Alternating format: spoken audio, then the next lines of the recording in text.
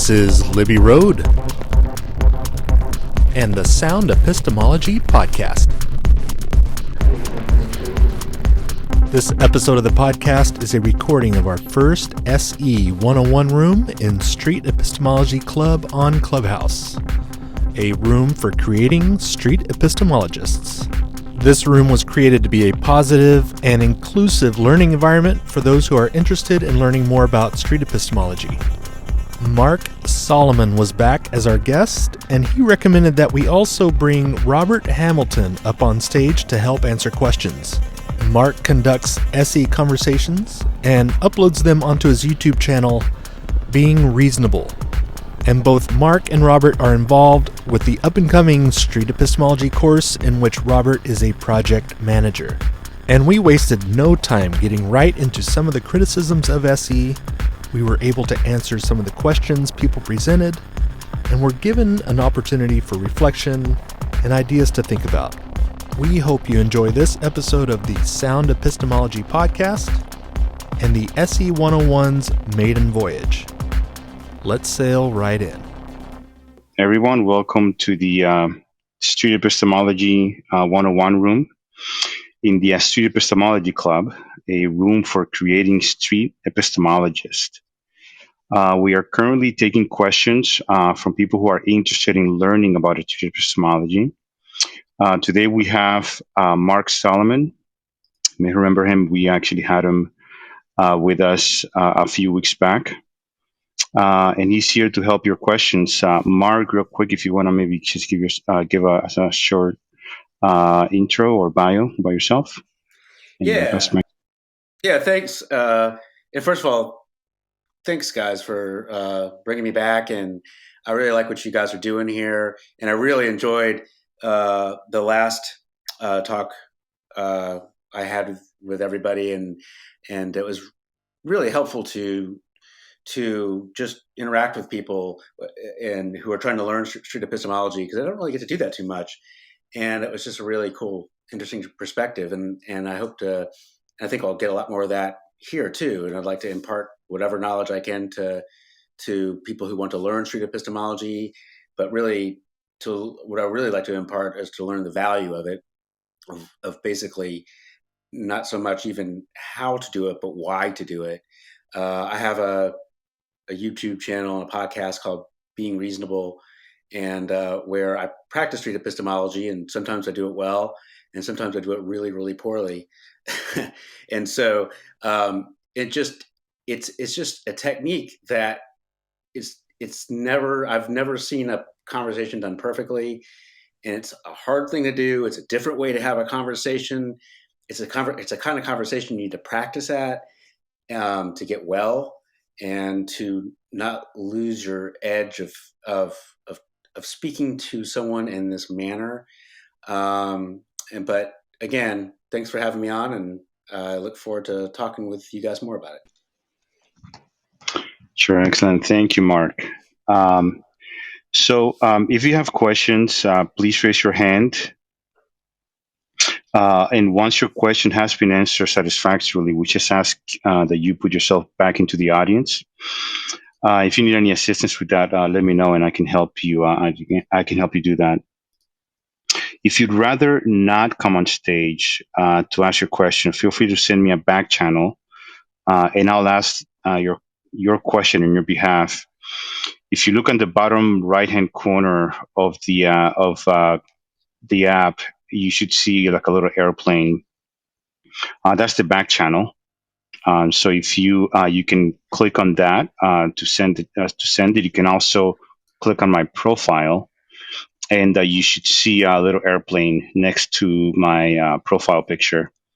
I'm sorry, on the right-hand side, you'll see a little airplane, paper airplane, and you can use that to send me a message as well. So this room has been created as a learning environment, and it is being recorded. So yeah, David, to you. Awesome. Thanks everyone for being here. Please raise your hand if you have any questions or if you want to make a comment. I just want to make sure early that the hand raising is turned on. I know that it can be turned off and on, so I just want to make sure it's on. Yes, it is on. Yeah, so Okay. anyone guys can raise their hand if they like. Yeah, awesome. Yeah, we're just going to go ahead and get the Q&A uh, up and running as quickly as possible here, so that people will uh, feel like they can participate. Um, We already have one. yeah, awesome. Cool. Let's go ahead and get it Bring him up. going. Hey, Charlton. Hi, Charlton. Hi. Thanks for bringing me up. I actually asked this question to everyone who practices street epistemology, and I hope you folks will be okay indulging me. Um, but I'd like to know how you each, sorry, excuse me, how you each define street epistemology, or how you individually, what your goal is in using street epistemology. Yeah, well, it's interesting because I think people define street epistemology different ways. And anticipating this question, I pulled up. We're right now writing a manual on street epistemology and kind of a best practices manual of how to perform. What is street epistemology and how to perform street epistemology and all the questions related to it, and the textbook which we're writing now, and also, at any point, I could defer to Robert because Robert is actually he's you can see him below, and he's actually spearheading the writing the manual, and he's really integral in doing this. And so he is involved in writing overseeing writing many modules that we're doing for the SE text. But anyways, the what we have at the textbook so far is street epistemology is a way to collaboratively and respectfully explore the reliability of the methods a person uses to assign weight to the reasons for thinking that something is true. And then right below that, it says, in simpler words, SE is a way of reasoning about our reasoning, how we think about what we claim to know. You can think about our worldviews as glasses that we look through. SE is a process of taking the glasses off and examining those outlooks together through a respectful questioning process. And yes, you can also apply street epistemology to your own glasses. So the way I think about it is oftentimes when we have conversations about belief claims, and we may have them often or we may not have them at all, but sometimes we tend to have them around family members, and maybe the stereotypical moment or the quintessential moment would be like at Thanksgiving for those of you who are Americans, and we're sitting around the dinner table having a nice Thanksgiving dinner, and your Uncle Jim launches in about his belief about who knows, whatever, we'll say QAnon. He's a strong believer in QAnon. And you can see how conversations like that may quickly devolve. And oftentimes, and I've had experience with this, and hopefully others have, I would imagine others had, that engaging in these kind of conversations is often not very fruitful. You're not going to change your uncle, and he's not going to change you. And that's sort of how, and by the end of the conversation, something called the backfire effect often occurs, where your uncle is more entrenched in his position and you're more entrenched in yours. And even if your uncle is correct, you're still more entrenched in yours and he's more entrenched in his position. And so not much is really accomplished. And you haven't heard him and he hasn't heard you. And you think, why is it so difficult to have a conversation about beliefs? And I think part of it is that we're often talking about the wrong thing. When we're having a conversation about someone's beliefs, we're often talking about their beliefs, which is weird to say, because when you're having a conversation about that person's beliefs, it really often doesn't get to the heart of the matter of why they believe what they believe. Because often and at least this has been my experience, when someone has a crazy belief claim, and I'm just thinking it off my head, it might not be crazy, but in my mind, I'm thinking it is, that it's often not the only unusual belief claim that person has. And the reason is because there's an epistemology to this. How they learn what they learn. How do they know what they know? And if how you know what you know is not a reasonable or reliable way to know that thing, then you can see how you can get yourself into trouble. Where if your epistemology, the way you know things, is not quite top notch, so to speak. If how you know those things is not a great way to know things in general, then even if you have a conversation with someone else and that someone's able to convince that person to change their belief, well, you still haven't really worked on their epistemology or your own epistemology for that matter, and that person will go on to have another unusual belief that may be false, or you might do the same thing.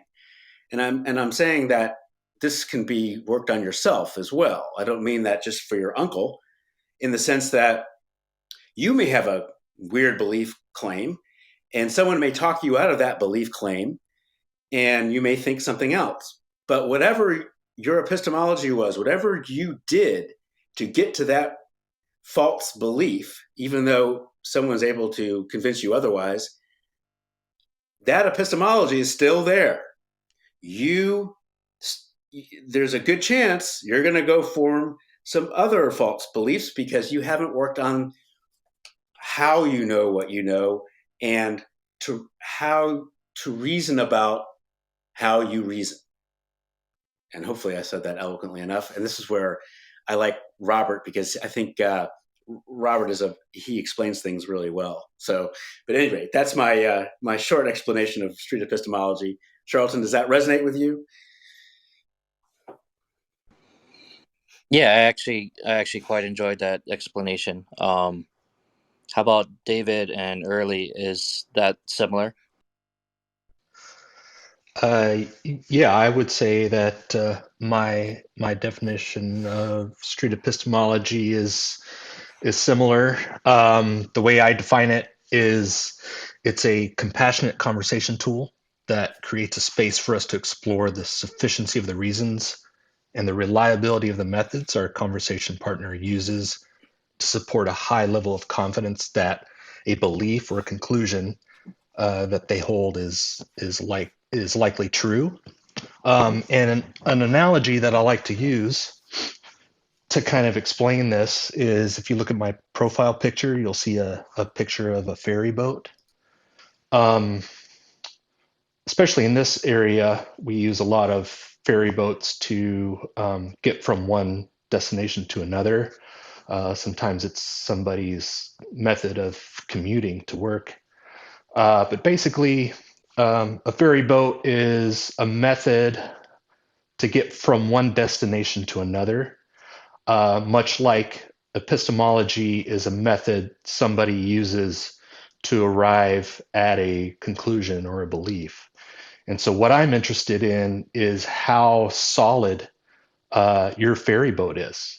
And I want to explore that with you.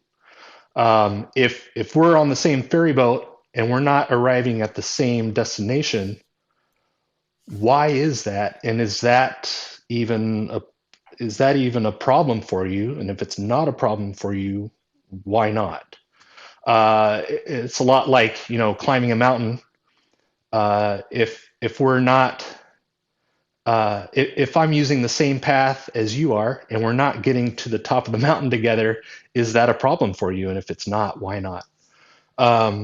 So that's kind of what I fall back to as far as an analogy to kind of explain it a little bit better.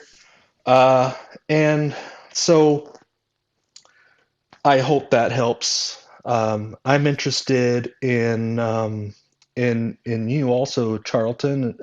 I don't think that that I've ever talked to you before, and I was wondering if you had any feedback from experiences you've had with street epistemology. Do you care to share? Sure. I've actually been observing street epistemology for about a year now, um, and it's definitely an interesting technique. I primarily do it on the SE a server on Discord. I often have my sessions through text, so I can always refer back to them at a later time. Just kind of read it over. There are, of course, pros and cons to having it on text. It's harder to hear the other person's tone when you're reading it, but so I admit to that. But often when you start with rapport, you can kind of get the feel of each other's personality, attitude, and what our goals are. And I've had, I think, in the majority, I've had quite good success with being able to talk to people about difficult subjects. Like, we grow up. One of the things that I hear growing up is never talk about politics or religion, and it's true. But it's amazing what you can talk about using this method. Thanks for that, Charlton. Yeah. Early, did you want to speak on that? I think Charlton had mentioned that he may want to hear Yeah. from you about that. You're free to. Yeah, I have a short somewhat description. I actually really like David's, when he says a way of having a compassionate conversation. I've kind of adopted that as well. A couple of weeks ago, someone also said something that I'm still a student, right? I'm a student of street epistemology, still learning. But I heard someone say that it is like lending someone uh, critical thinking skills to help navigate their beliefs. And I kind of resonated with that because, and I'll extend that because it's really both of you that are going through it, right? And you're both exploring this. And as you're asking questions, you're helping the other person also think through it, as I also am thinking through, what's the next question, or how do I get to the pillars of what's holding up this belief? And so that's something that I think it's part of how I define or how I see street epistemology playing. Well put. Yeah. Yeah, it's interesting. I think there are many different definitions of street epistemology, and it's really interesting to hear different people talk about what it is to them. And I like the pillars analogy. That resonates. Yep. Yeah, for sure. So if anybody else has any questions, again, feel free to raise your hand, or you can also send me a back channel message if you do not want to come on stage, and I'll ask the question on your behalf. Charlton, I don't know if you had any other questions, but we do have other folks that on the line that want to come up.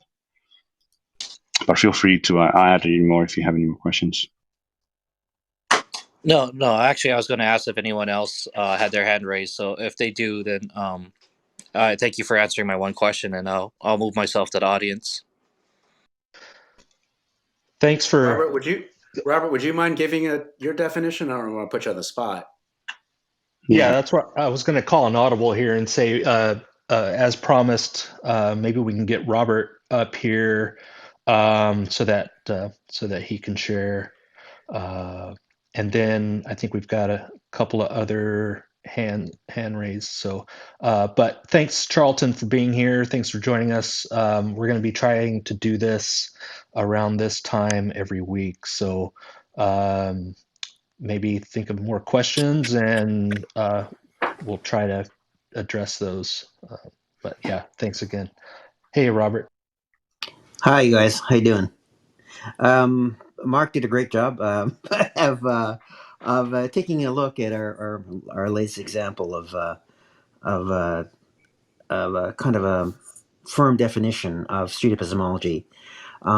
We need such a definition because oftentimes people look at SE conversations, and some people would say, "Oh, that's an SE conversation going on there," and there's other people say, "No, that's not.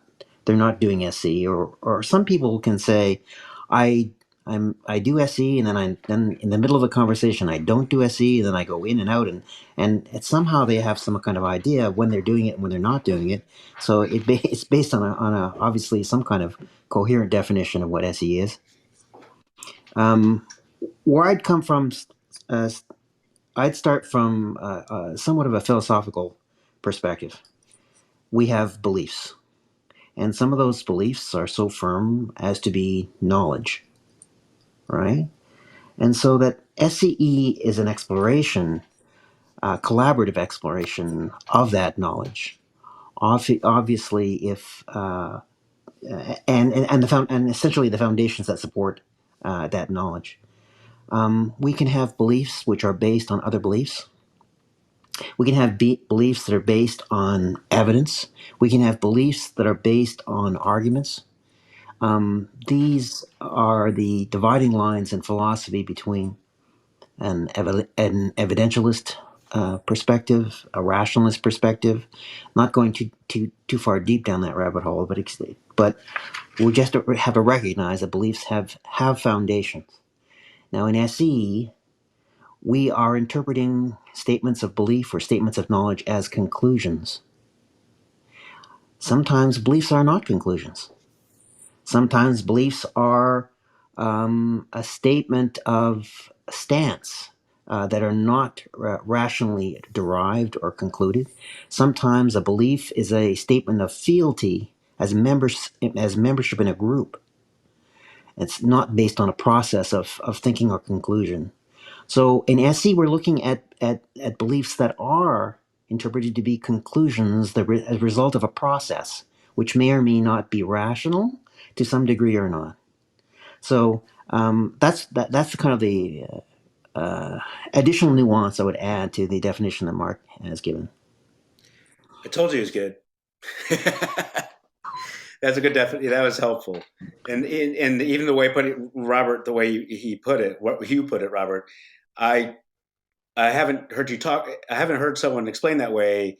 They're in the concept of beliefs and why people have how can have beliefs for a number of different reasons, and how SE works with that. That's cool.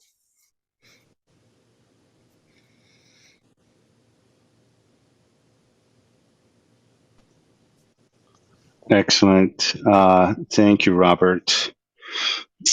And Ali, welcome to the stage. Did you have a question or comment?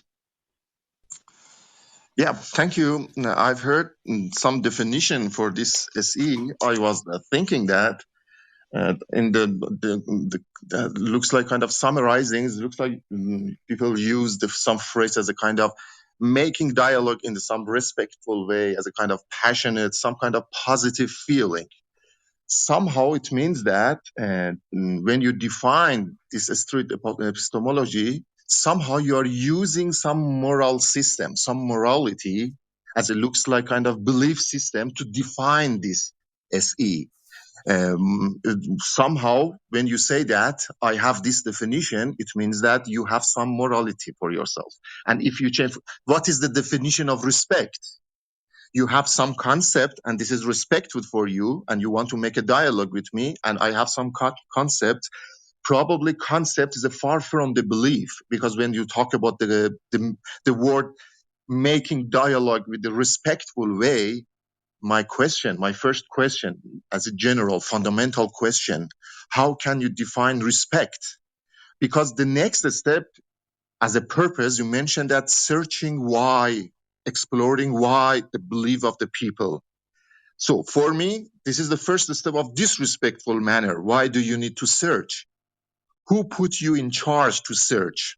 Because with the time that you start to make a dialogue as a conversation to search why the reason of the belief, you are defining your method in terms of some belief system, some morality in your mind. It means that you don't have universal definition.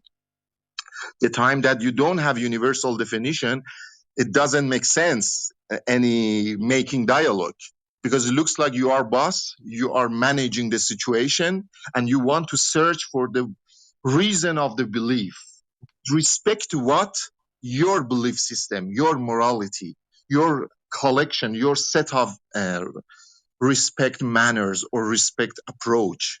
Somehow, as it looks like, it is not a kind of making dialogue. It looks like motivation to control the belief of the people in terms of your understanding of their belief. Somehow people do believe in something because the phrase belief, it means that if you go to the deep inside of this, it means that people cannot explain it in inductive and reasonable way. They believe to something, but as a matter of art, as a matter of that you are master in making dialogue, you as a kind of the people that work in this stuff, they start the dialogue to manage, to moderate, to make some kind of discipline for the belief of the people.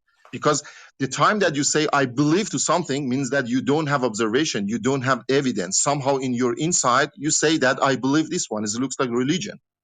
As a summary, I see if this definition are right and the people agree with this definition, it looks like a religion system, some religious system that have some belief, a collection of beliefs as a kind of matter of respect, and start to evaluate other beliefs in terms of this internal belief that the people that, for example, you or me, I want to start a communication or dialogue with somebody, I put my belief system as a morality as the first hand and start to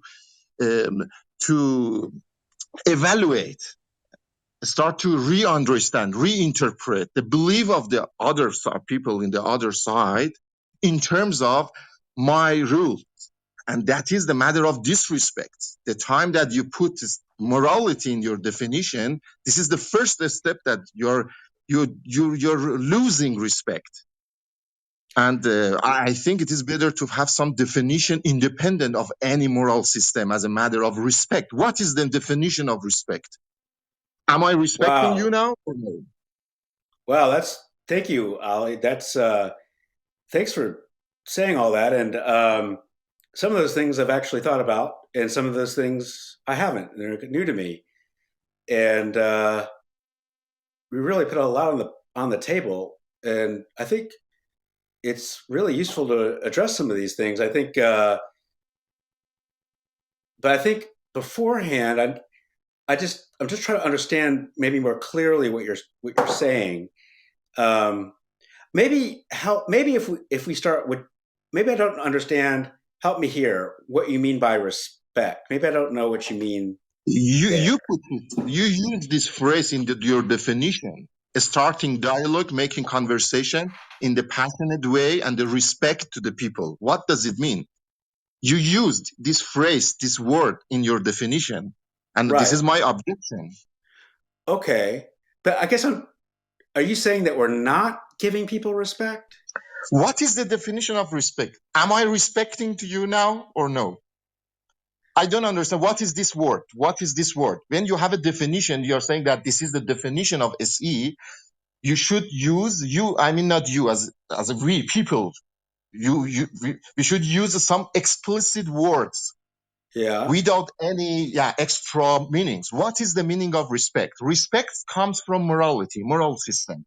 It means that you, in your side, you have some morality, and you use that moral system to define respect, to start a dialogue with somebody.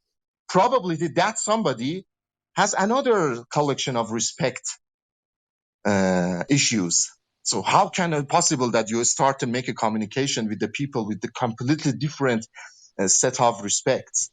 And probably it is better to have a definition independent of the word respect. When you say that searching for beliefs, searching why people think in this way. And this is the matter of disrespect for me. Because if you go to the meaning of the belief, people, they don't know what why, how is that possible? They believe. Religious people, they say about the God, but they don't know how.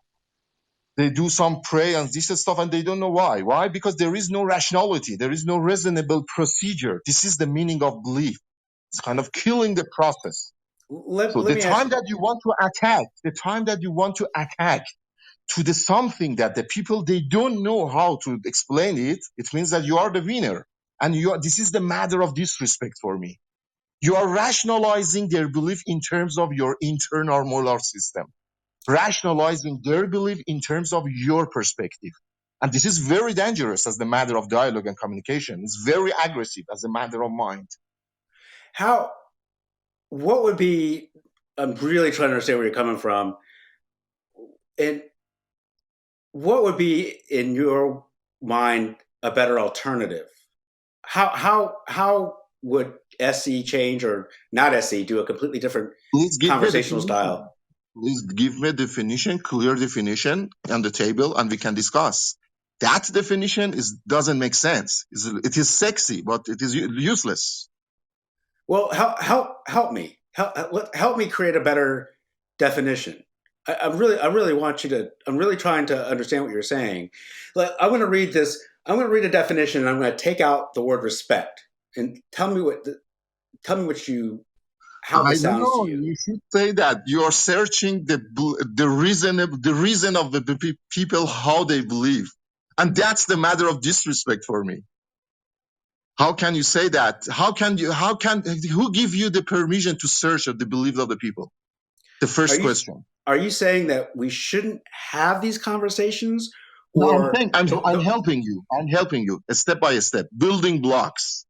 Who did put you in charge to search for to organize, to disciplinize the belief of the people? As the matter of psychology, as the matter of science, as the matter of what? As the matter of some church, some religious people that put you in charge, or no? Can I make a suggestion real fast? I don't mean to interrupt. Ali, I'm really glad you're here. This is why we made this room, for us to iron all this stuff out so that we can get clarity and understanding. But my suggestion is maybe ask one question and then we can try to answer it. And then we can. That is the matter of disrespect. I'm not here for one question. Remove me or we discuss it. It is not a matter of one question. You are not a priest that I have some question that you want to answer it. My question is fundamental. How is that possible? You want to make a dialogue with people the time that you start with disrespecting people, searching for their beliefs. How's that work? My suggestion was one question at a time, so that if you're interested in having your questions answered, my suggestion is for you to ask one question. We'll try to answer it, and then we'll move from there. Does that sound okay with you? I made my point. I'm not sure that you are followed or no. I don't have any question. Okay. Well, I appreciate you being here. Yeah, Thank you. I'm intrigued. I'm really trying to understand. I just, I think by asking someone, and please, I'm sure I'm getting this wrong, but I think the thought is by asking someone about their beliefs. Yeah. The act of doing that, I am making a moral judgment, and I disrespect. Can I abusing the word. You're abusing the word. You're not asking for people. You're searching. You're exploring their beliefs. Searching and exploring looks like spying. You are not asking. Yeah. Your definition. Go to your definition. Please change your definition. Or this is not about asking. I'm scientist. I'm searching for example, for some computation, some methods, some platforms, building some new platform. What is your purpose? Changing their belief, the people beliefs, people or no? What is the purpose? Exploring for what purpose? The time that you are hiding, why? Because we are human beings. All of us inside, we have some belief system, some morality. The time that you put that definition of morality in terms of using for the matter of respect, that's the challenge. It is better to have a universal definition independent of the word phrase, the phrase respect, independent of the phrase belief. And after that, you can go next step. Somehow I'm thinking that some axioms. What is your axioms?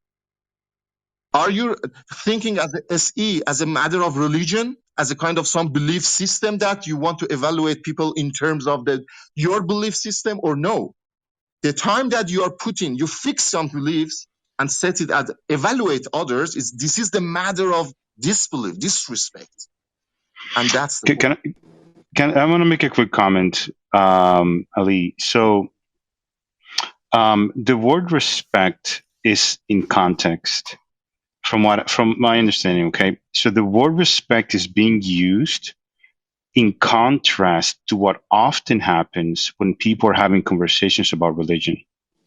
So I actually appreciate what you're saying, and I'll leave that up to Robert and Mark. But often these conversations are, in fact, a lot more of what you're saying, where people are having conversations where someone is trying to change somebody else's mind or is challenging them. The colloquial term is often somebody trying to dunk on them, right?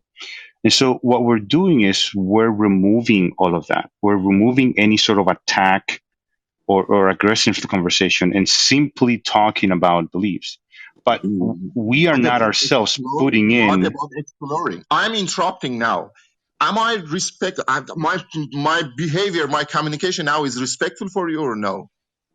It looks like kind of that's the point. The time that you want to start evaluate as a matter of my communication is respectful or no, it means that you're using some morality. That's the matter of control.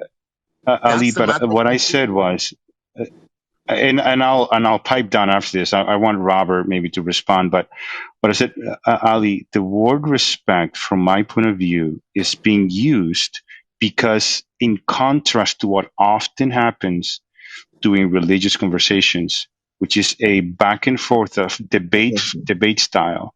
It is a way for you to portray to the people listening that we're not going to have a debate. I'm not going to try to dunk on you or show you up on a fallacy or something of the sort. We're just going to have a conversation. Exploring the reason of the belief of the people is a respectful manner for you? When the time that you want to explore, I think that we get consent. We get consent from the interviewee, and if whether they want to have the conversation or not. And that, I guess that's all I have to say, Robert. If you want to take it from there. Yeah, you put your finger directly on one of the core elements with respect to SE, which has to do with the rapport that is established between an SE, a practitioner, and an interlocutor. Part and parcel of knowing SE and knowing how to do SE is to recognize the conditions which are conducive to an honest exchange between two conversation partners. If those conditions are not present, an honest conversation cannot occur. And so one of the key elements of those conditions precedent to the conversation is informed consent. Both parties must be willing to engage in the dialogue. And that dialogue is an exploration of ideas and an exchange of ideas. And that obviously in a way where both parties can understand each other. When both parties really fully and deeply understand each other, that level of mutual understanding is respect. And so the connection, I understand what Ali is saying in terms of leveraging the concept of respect towards the concept of respect must occur within a moral system. And of course, that moral system is grounded and are connected to other religious beliefs. I can see how one can scaffold from one thing to another. And Ali's fully within his rights to have his beliefs connected together in this way, an entirely legitimate way. All I'm saying here is that for SE to happen, to get off the ground in a productive way that is useful for both parties, we have to have certain conditions necessary and present and be maintained in terms of that rapport. And there's techniques related to that within SE as a practice. Okay, thank you. This is another definition, some reinterpretation, but you used another moral phrase, honesty and dishonesty. Who is responsible to measure my honesty and your honesty?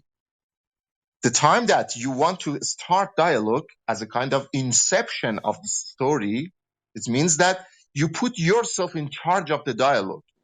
You put yourself in charge of measuring the honesty and dishonesty. And that's the point.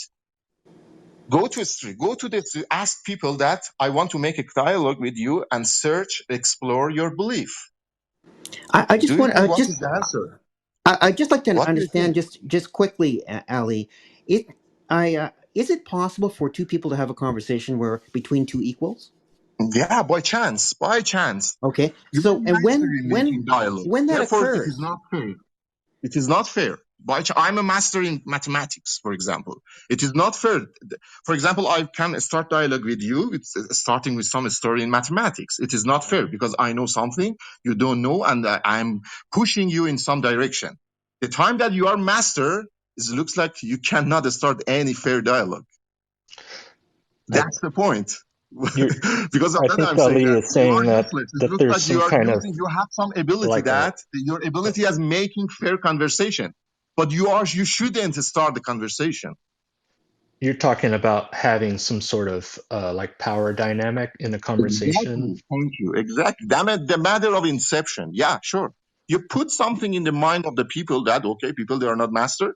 And you follow the conversation very nice, very politely in terms of the common sense, usual people understand. But at the end of the day, since you are in charge, you will get your result. And that is bad because your purpose is that making fair dialogue.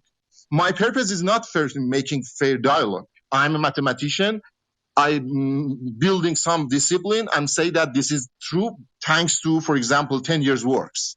It looks like the scientists force that as a kind of, this is a discipline and we should do it. But you, as a matter of human beings, your purpose is that making dialogue, fair dialogue, and you're losing it in the first step.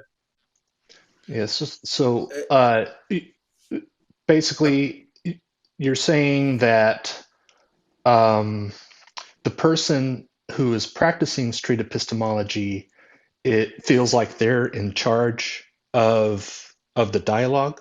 Exactly, that's the point. Because you are mastering. Okay. It looks like you are a priest.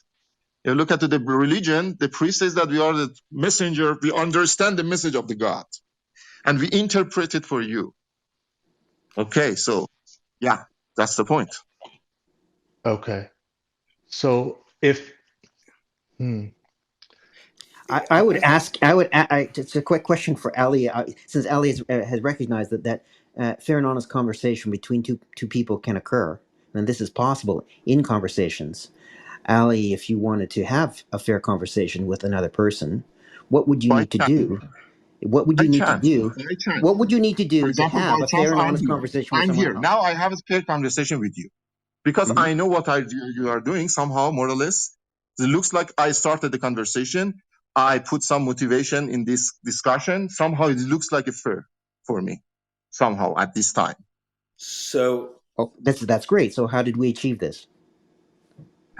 I started the communication and I put some pressure on you. What is your definition? And you didn't give me what is the definition. Of course, you started to say something, and now you know what is the point, that your definition is somehow useless because you are using some moral system, morality. And so what does it mean? And you're searching belief system of the people in terms of your morality. It is very dangerous word. It's a very dangerous concept. It's a very dangerous movement. Please help me and correct Yeah. me. So I just like to get your understanding of what would constitute a fair and equitable, honest conversation between two people in a conversation about Define anything. honesty. Define How honesty. yeah Define honesty. In how would we science, have? we have discipline. We say that okay, the discipline can control the discussion, the conversation. But in your situation, since you don't have clear definition, define honesty. What is honesty? Are you honest with me now? Am I honest? I think, Ali, that one of the ways in which we can recognize honesty or dishonesty within a conversation is when people make assertions or ask questions or make a contribution, which is not grounded in the question or getting an answer to the question. Okay. So, and now I've Right? asked some That would I be made some dishonest. challenging point for you in these 10 minutes, in this 15 minutes. Are you honest enough to share it with other people when the time that you want to start communication and dialogue? Say that I'm exploring your belief system in terms of my belief system. Shall we start the communication? Is that possible for you to start your communication with this style? Because as a matter of honesty, you know what is the challenge, what is the point, what is the critical point, what is singularity for you. Is that possible to share your singularity with the people and after that start communication? Give honest answer. The answer is no, you're losing your job. I'd ask Mark to jump in on that one because I have several different thoughts I could bring to bear on this, but I think Mark, you should jump in on that.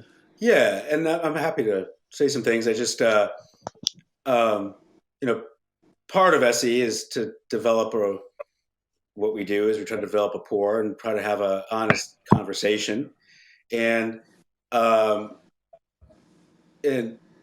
think we would need to do that now. We need to give each other space to talk, and I'll give you, Ali, space to talk, and I assume that you do the same for me. Because this is, we're having an equal conversation, and so I'm really just trying to understand where you're coming from, and I think I'm getting better.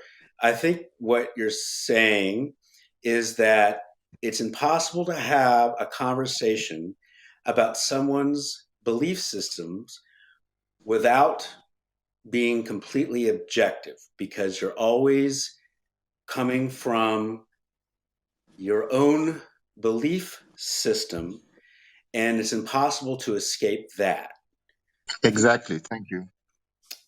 And I think that makes sense to me.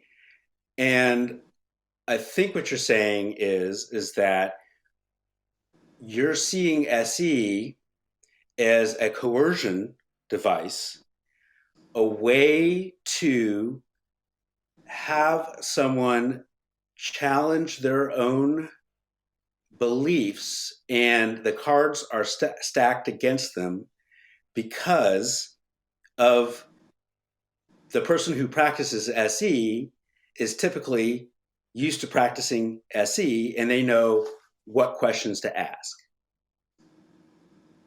Is that what you're saying? Exactly. That's the point. You are killing the dialogue in the first step. Okay. Fair. And I hear where you're coming from. I do. And I'm trying. I think what you're saying is what is alternatively a way to have a conversation is when these conversations happen spontaneously. Like if someone who holds the belief just happens to approach you, and at that point, then that conversation is on a better footing. Is that right? Okay, go ahead. Is that what you're saying? More or less, not exactly. What is the point? What is the next step? I want to hear the next step of your conclusion. What is the consequence of this? You cut off. I'm sorry. I wanted to say, well, okay, go ahead. What is the consequence of this that you want to say? The consequence? Yeah, consequence. I think he's. You are interpreting everything that I say. I'm saying that, okay, what is next step? Yeah, I'm really just trying to understand where you're coming from at this Now point. you're at the level of understanding what I'm saying. This is a kind of fundamental question. This is a core. Ali, Please give me the definition of respect and honesty and dishonesty. After that, we can go the definition of for SE. Is that possible to define SE independent of any moral words? Or no, it's not possible. The time that you put some dependence on the definition and some comes from the emotion of the human beings, your definition is not universal. And that's the point. It is dangerous. It looks like you are your priest. You have your own religion, and you start to evaluating people. And somehow you start to change people. And that's the point. Do you have any Real, universal definition or no? There is no definition. If there is no definition, it looks like chaos. If there is a definition, this definition is dependent on some moral system and ethical systems or no, it is independent. The time that it is dependent on something, that belief system, it doesn't work. It looks like another kind of cult, C-U-L-T. real quick, Ali, often in this platform, Clubhouse, depending on the stage you're on, often moderators actually kind of set that as a prerequisite before the room starts or to even have a conversation. Do you see a problem when moderators use respect and as a way to set the mood for the stage? I use discipline. I don't use respect. I'm saying that this clubhouse has discipline. It is Okay. not respect. Okay, but It is so not emotional. It is discipline. okay, but I think that you may actually be correct in the way you're defining the word respect or your approach at it, right? Respect is emotional. Discipline, it's not emotional. No, I understand that. I'm just saying that there's a colloquial way of using the word respect in this context. And I feel like though you are technically correct, the way you're approaching the word respect in context is not how colloquially we use the word respect. Because often when we get on stage here, especially in Clubhouse, we use that to set the mood and the direction of the room. And it's also, I think, the same thing we're doing. We're just, again, for me, and I think I'm the least experienced here, to be honest, but for me, using the word respect is telling the person that we're not doing that debate thing. We're not going to be doing I'm going to change your mind. I'm going to use logic against you. We're not going Why to do do you any need of to that. explore? What is the purpose of explore? You are exploring the belief of the people. What is the point? The point is that modification. The point is that correction. Okay. What is the point? That's a great Time that you're saying question. that I'm searching. Why? What is the point That's a of great searching? question, Ali. Okay. Could I just make a quick observation here? Earlier on, I mentioned that one of the skills in SE is recognizing the conditions conducive to a productive SE conversation. Unfortunately, I don't believe those conditions are present here in this conversation, and that attempts to form a conversation which has a non-confrontational grounding is not present. That is to say, to use different mindset style, for example, using the requirement that every word must have a complete definition. We must fully explore the definitions of all the words that we're using. These establish a confrontational stance for the conversation, and that is antithetical to the productive SE conversation. We don't have the conditions necessary for an effective SE conversation here. Okay, what is the point of searching and exploring productive communication? What is the production? Making better world? What is the production of making dialogue? Is it important, for example, to know true things? It's not possible to define the human beings. We are doing some useless. For example, you are expert in something useless as nothing, just making communication dialogue. That's the matter of honesty and dishonesty. I'm saying that. Honesty you don't know, or dishonesty that you know and you don't want to say. Yeah. As a matter of SE, this is the second.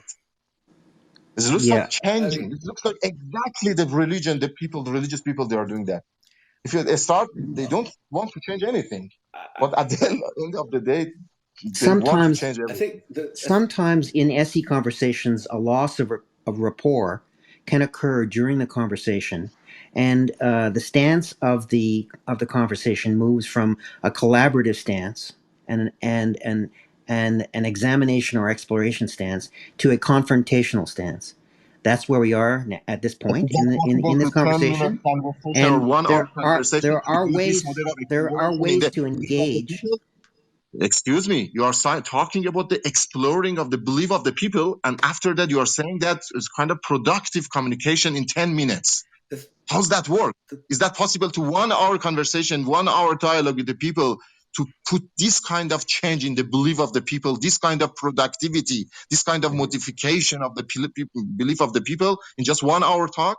Mm-hmm. That's the point I'm saying, that the belief of the people is the collection of, for example, 40 years, 50 years, 60 years experience of that person. So I think where we are is that, and honestly, I wish I could explore more Ali's thoughts on it. I just find it very intriguing and interesting just on its face. But it's just hard to have a talk when someone's yelling at you, and it's really not productive. And And so that's the matter of I think disrespect for you. Am I right? Am I right? That's the matter what's of the point of disrespect for having you. Am I right? what's the point of having a Am I right or conversation no? like that? We have some other people that want to ask questions. Okay. Look, So exactly. That's the point that this is my last one. That's the point that I want to make. The time that you mentioned that I have one chance to make one question, that's the matter of disrespect for me. The time that you are saying that I'm yelling at you, that's the matter of disrespect for you. It means that, okay, what is the point? Is that possible to make a dialogue between us? I find it very difficult making a dialogue with you right now. Yeah, that's the point. That said, I believe that Mark did an excellent job at accurately articulating, Ali, your position to the point, Ali, where you said yes, that's my position. Go on. What do you mean by this, etc. In other words, Mark accurately listened to what you had to say, Ali, and to such an extent he could accurately give it back to you. This is an excellent technique in SE. all right, who's next? I passed the Matt was on next. Oh, here he is. So Matt, the floor is yours. If you have a question or comment. Actually, I could not remember what my question was after that lengthy conversation. But I think as an onlooker, one critique I would have of this approach would be know when to end the conversation. And I think that conversation probably should have ended 15 minutes ago as opposed to the continuation. But I think I remember what my question was. As he was pointing out, Ali, everybody has their own preconceived belief systems. And I know from my experience, street epistemology has gotten very popular within the atheist community. It seems to be a technique that I've seen used for quite a few years. I remember Ray Comfort kind of using this technique years ago on atheists, and it seems to have gotten really popular among atheists now to use it even on Christians. There's YouTubers that will do this and have their own YouTube channels. And my question, I guess, is from this perspective, from this group specifically, what is the motive for this ultimately? What do you hope to accomplish in this? Because I think what Ali was saying is the people that want to do this street epistemology approach, it's kind of like they're calling all the shots. They're asking the questions. You can actually ask questions in a certain way that would lead people down a certain path to get them to even contradict themselves or be inconsistent, and then maybe have clip that, put it on YouTube and get lots and lots of views and people saying, oh, look at this guy, how crazy his belief systems are. I'm wondering from you guys in this group, what is your motive for this? What do you hope to accomplish in the long run from this? And with that, that's all I have. Well, that's an excellent question, Matt. Thanks. I think people practice SE for different reasons. And I can't really speak for anyone else except for me. I think the reason why I practice SE is in our country, it's been my experience that we live in a highly polarized society. And I find that it's getting us into trouble. And I would like some solutions to that. And an example with vaccines. Vaccines may cure a virus, or vaccines may kill you. And if half the country believes that vaccines are going to kill you, and half the country believes that vaccines are going to save you, then we're in a difficult spot. And my motivation is what can we do to get out of that spot? How can we have conversations with another person where we can collaboratively discuss what a person believes and try to understand their epistemology? And maybe by having a conversation like this, we can move towards something that is more true and real in the world, and we can have we don't have to fight against each other. And that's really my motivation. And I have beliefs that are incorrect, and I know I still have beliefs that are incorrect. And it's not that I'm trying to change someone's beliefs in the sense that if I might have beliefs that are incorrect as well, and I'd be perfectly happy for someone to use this technique with me. And I would welcome it, because it would help me to discover an untrue belief if I was believing an untrue belief. And that's really basically why I do it in a nutshell. It's not for any nefarious reason or anything like that. And I think I've had I think people have these conversations. I think really appreciate these conversations. It's been my experience, at least. It's really appreciate these conversations, and it's a technique that anyone can learn. Even if you're an atheist, you can use it. But if you're a theist, you can use it as well. And it's not just for one group or another group. It's just a way to have a conversation, an open dialogue with another person.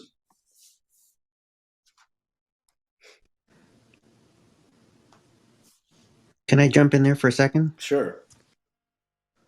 I think that I totally mirror the motivations, Mark, that you're making, that you're explaining here. I think it's entirely a laudable goal to try to be reasonable. A podcast available at anywhere you get podcasts. But I think you could. Also another motivation that I would make would be, as you say, Mark, to first of all recognize that I'm wrong on some things. I'm mistaken on various things. I don't know what those things are, but I'm interested in finding out those things that I'm mistaken about. And if somebody like Matt comes along and says, I know something that I'm very sure about, and I want to explore that, because if you have good and reliable reasons for knowing that thing, then it may be an opportunity for me to learn and correct something that I'm wrong about. So learning to be less wrong from these SE conversations is, I think, a very useful objective to have. Conversely, if through the conversation we both discover that the reasons supporting the knowledge are not very reliable, then we should have a commensurate level of doubt and confidence surrounding that. And so I think SE is a way for us to properly calibrate our level of confidence to the degree to which our reasons are reliable. And I would like to.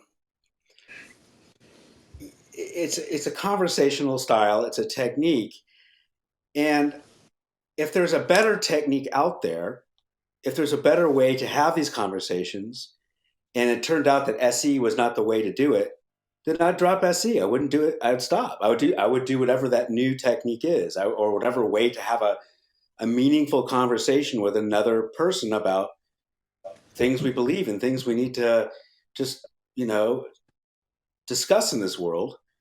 And I'm just, at this point, I don't know what that alternative is. And if there's an alternative, I'd love to know it.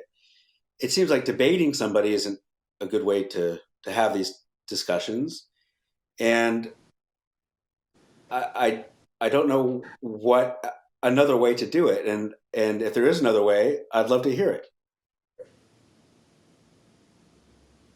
Yeah, I think the conversation that we've just gone through with respect to Ali is actually quite instructional, because from time to time you can engage in a conversation with somebody who has an intent to debate, or develops that notion or develops that objective in the middle of the conversation, that they want to convert the conversation into a debate.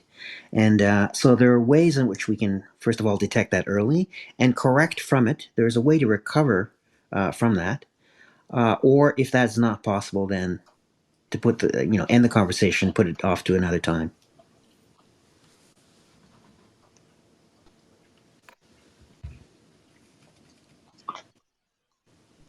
I think from my suggestion, I appreciate the answers, by the way. I think from someone who doesn't have a lot of experience with street epistemology, I've watched it, I've watched the techniques. I think what would actually prevent someone from making the argument such as Ali was making earlier, where he was kind of saying that the questioner kind of becomes the judge and he kind of considered that dishonest. I think a good way to approach it would be to approach someone on the streets and ask them if they would like to, wouldn't mind if you had ask these questions, and then tell the same person, you're welcome to ask me about my beliefs as well.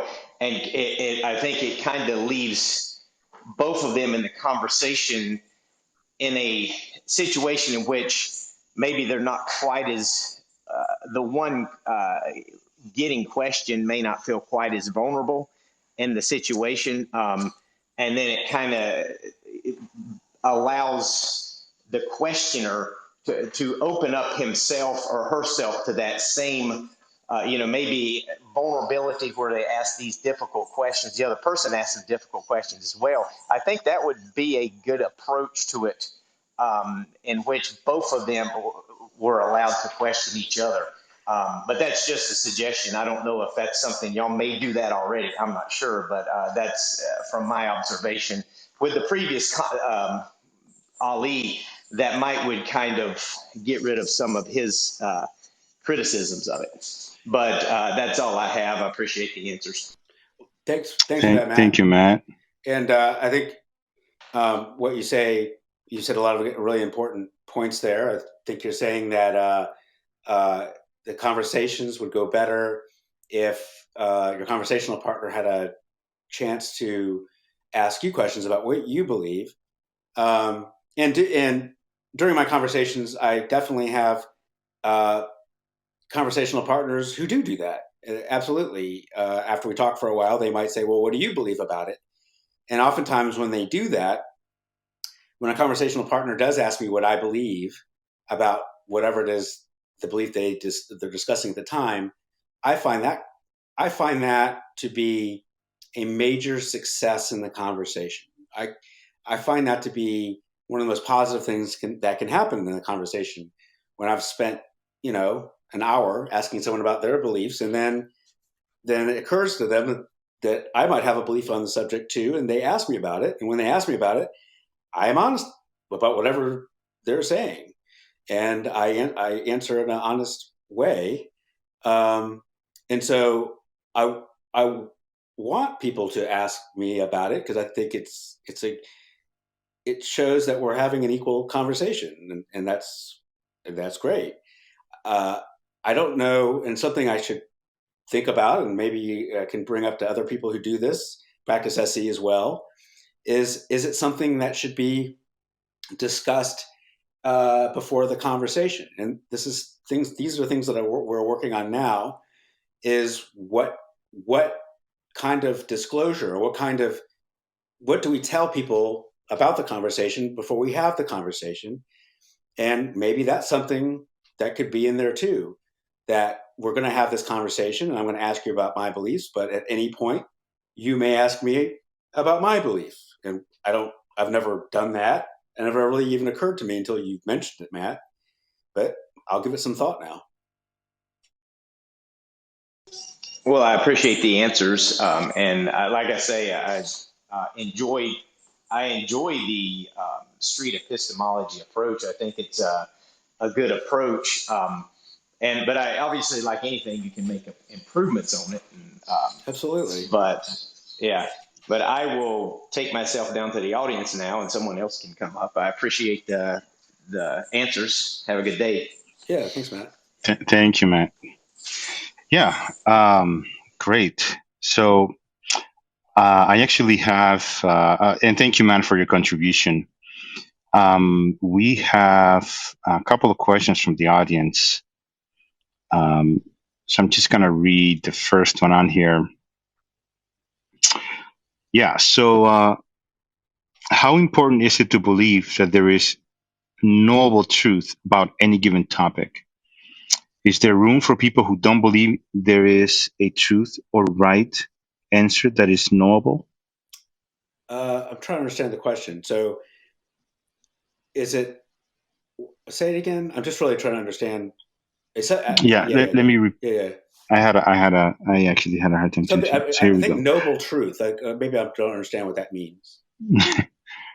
Truth that can be known versus unknowable. Oh, knowable. Truth. I thought you said noble. Okay, knowable. Knowable. Yeah, okay. Sorry. Yeah, that's my pronunciation. No, okay. Let me read it again. How important is it to believe that there is a knowable truth about any given topic? Is there room for people who don't believe there is a truth or right answer that is knowable? Oh, yeah. Absolutely. I mean, I think most people would, I don't know, maybe I shouldn't say this, but the truth is an elusive thing, and no one has, in my mind, has a corner on the truth. That being said, even if a truth is not knowable, the notion is that hopefully there are, given what we're discussing, the belief associated with this truth, that we can arrive at better ways of figuring out, maybe to get closer to this truth, and there might be ways that will get us further from the truth. And we don't pretend that we know the truth, and that's why we always talk in terms of confidence levels, and not how certain are you that this is true, it's how confident you are. And if I would like to believe in true things, and if I would like to become more confident in things that are true, and I'd like to be less confident in things that are not true. But yeah, truth is it's a difficult concept. It's hard. I think part of street epistemology is to examine how reliable those methods are to arrive at what's most likely true, even if truth is not accessible because of our experiences and biases and the way we approach things. It's finding out together as a team, not one against each other, but both parties exploring the reliability of the methods the conversation partner is using. Robert? Sure. I would just like to make a quick comment about knowledge and truth. In SE, one of the things we are making certain assumptions when we proceed with our questioning, and it does relate to process epistemology and evidentialism. In other words, we're saying that we believe that there is a real world out there, and it's possible to know something about it. This is realism perspective, as opposed to the exact opposite, an idealistic perspective, which is to say that there is not a real world out there, and it's not possible to know anything substantial about it. Even in this type of mindset or philosophical stance, it is possible to know something in a functional sense. That is to functionally know something about the real world and to operate within it in a coherent way. So one can be a complete idealist and be a pilot in an airplane and say, I know how to fly this plane. And I proceed from a pragmatic perspective of knowledge that if I do this and that, the plane will fly properly. So you can recognize that or proceed from the assumption that there is knowledge out there which is inaccessible to all, and still be able to function practically as having functional knowledge, which allows you to navigate the real world. So there are different equivalencies in terms of those philosophical stances. Did I really muddy the waters there? I don't know. No. That helps. Thank you, Robert. There was one more question.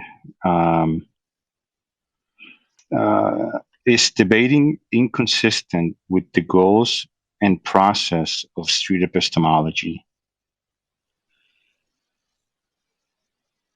It's been my experience. That's the question. Yeah. So the goals and process, well, I guess so there's two questions. The process is definitely different. That's an easier question to answer. The process of a debate is, my understanding is, you give your facts and the other person gives their facts, and you argue on the basis of the facts of what they're presenting. Street epistemology is a very different kind of conversation where the facts really, if you're having this conversation correctly, the facts shouldn't enter into it too much. And it's really, we're really trying to find out how the person forms the facts, the beliefs, how they come about knowing what they know. And I think it's a better conversation to have because you can, it's a way to have a conversation about knowing nothing about what you're talking about as far as the belief. And the better conversations I have are the conversations I really literally know nothing about what they're talking about, like nothing. And I'm asking a lot of definitional questions, and I'm really trying to figure out, I'm starting from ground zero, really trying to understand what the belief is. And for me to do that, I need to find out what it is they're talking about.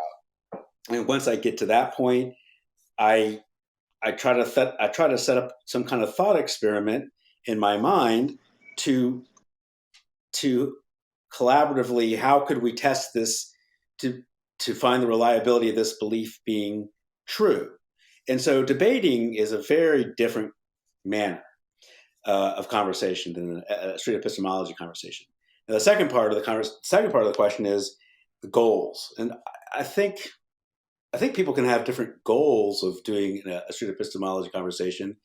When I'm talking in this manner with someone like a family member, I might have a different goal. I think my goal is for us to be able to have a dialogue. We can communicate with each other and be understood by each other. And it's a way to have a difficult conversation with another person. And so when I'm talking with a family member, that's my goal with them. But I think people can have different goals, and I wouldn't want to assume why people do it, but I think there are many reasons to do it. And I think for most people who do practice SE, has been my experience, is that they have fairly lofty goals about it. They want a better world, and they want people to be able to talk to each other in a world, at least where we are in the United States, a world where we can't even talk to each other anymore. We just can't even speak with each other without it falling into a debate or name calling, or people just becoming really siloed into their own positions. And I think that's going to have the way this is trending, that's going to be a really unfortunate for us in the long run. And I think this is a technique to help brace against that, to help to be an answer, not the answer, but an answer to have difficult discussions with other people. As far as why David, you or Airly or Robert or Mike, if you practice, why you guys might practice it, I'd like to know it. And actually, Mike, I remember talking to you before in the last discussion. So yeah, good to see you again. Real quick, just to backpack on what you were saying, Mark, about debate. I don't know if anybody here has ever heard of Misha Goberman. He's an author and works with groups and how to communicate better. And one thing that he said that really kind of resonated with me one time was he said that the winner of a debate doesn't learn anything. Obviously, because they were the ones that had all the right facts or the most convincing. The person that theoretically learned something is the loser of a debate, in quotes. So one way to look at street epistemology, at least the way I see it, possibly a part of our next evolutionary step in how to have conversations, productive ones. So we used to debate with sticks and rocks. We've evolved from sticks and rocks to debating with words. And now, possibly, and my hope is that street epistemology can be part of that next evolutionary step that we take beyond debate to have even more productive conversations with people that we may disagree with. Robert, why do you do street epistemology? I do it for different reasons depending on the topic at hand. Especially, I'm focusing on contentious topics, debate areas where debate is typically where people go. So, SE is not for determining whether or not I like apple pie. It's a question of contentious, difficult, impossible conversation. And so why would one want to enter into such conversations? Well, Mark, as you had said, we are in an environment of extreme polarization, and we need to develop a depolarizing approach. And in other words, there needs to be a series of techniques or initiatives to try and reach out across the divide and actually engage in an honest way with somebody with whom you deeply disagree. And it's not out of a debate challenge, but out of a sense of attempting through that process to depolarize the situation through mutual understanding. And that's Yeah. often why I do SE as well. So you Hey, like Mike. I'm sorry, Mike. Before, real quick, I just want to do a quick reset, and I'll pass it on to you. And then after you, I have a question from the audience. So welcome everyone. This is the SE 101 room in the Street Epistemology Club. The room was created basically to create street epistemologists. We are currently taking questions from whoever is interested in learning about street epistemology. And today we have Mark Solomon and Robert Hamilton, also that he's also kind of involved in the movement as well. He's here with us also to answer any questions. Please raise your hands if you'd like to ask a question, and we'll bring you up one at a time.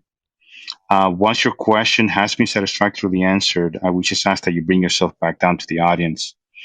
If you'd rather not come up on stage, you can also send a back channel message.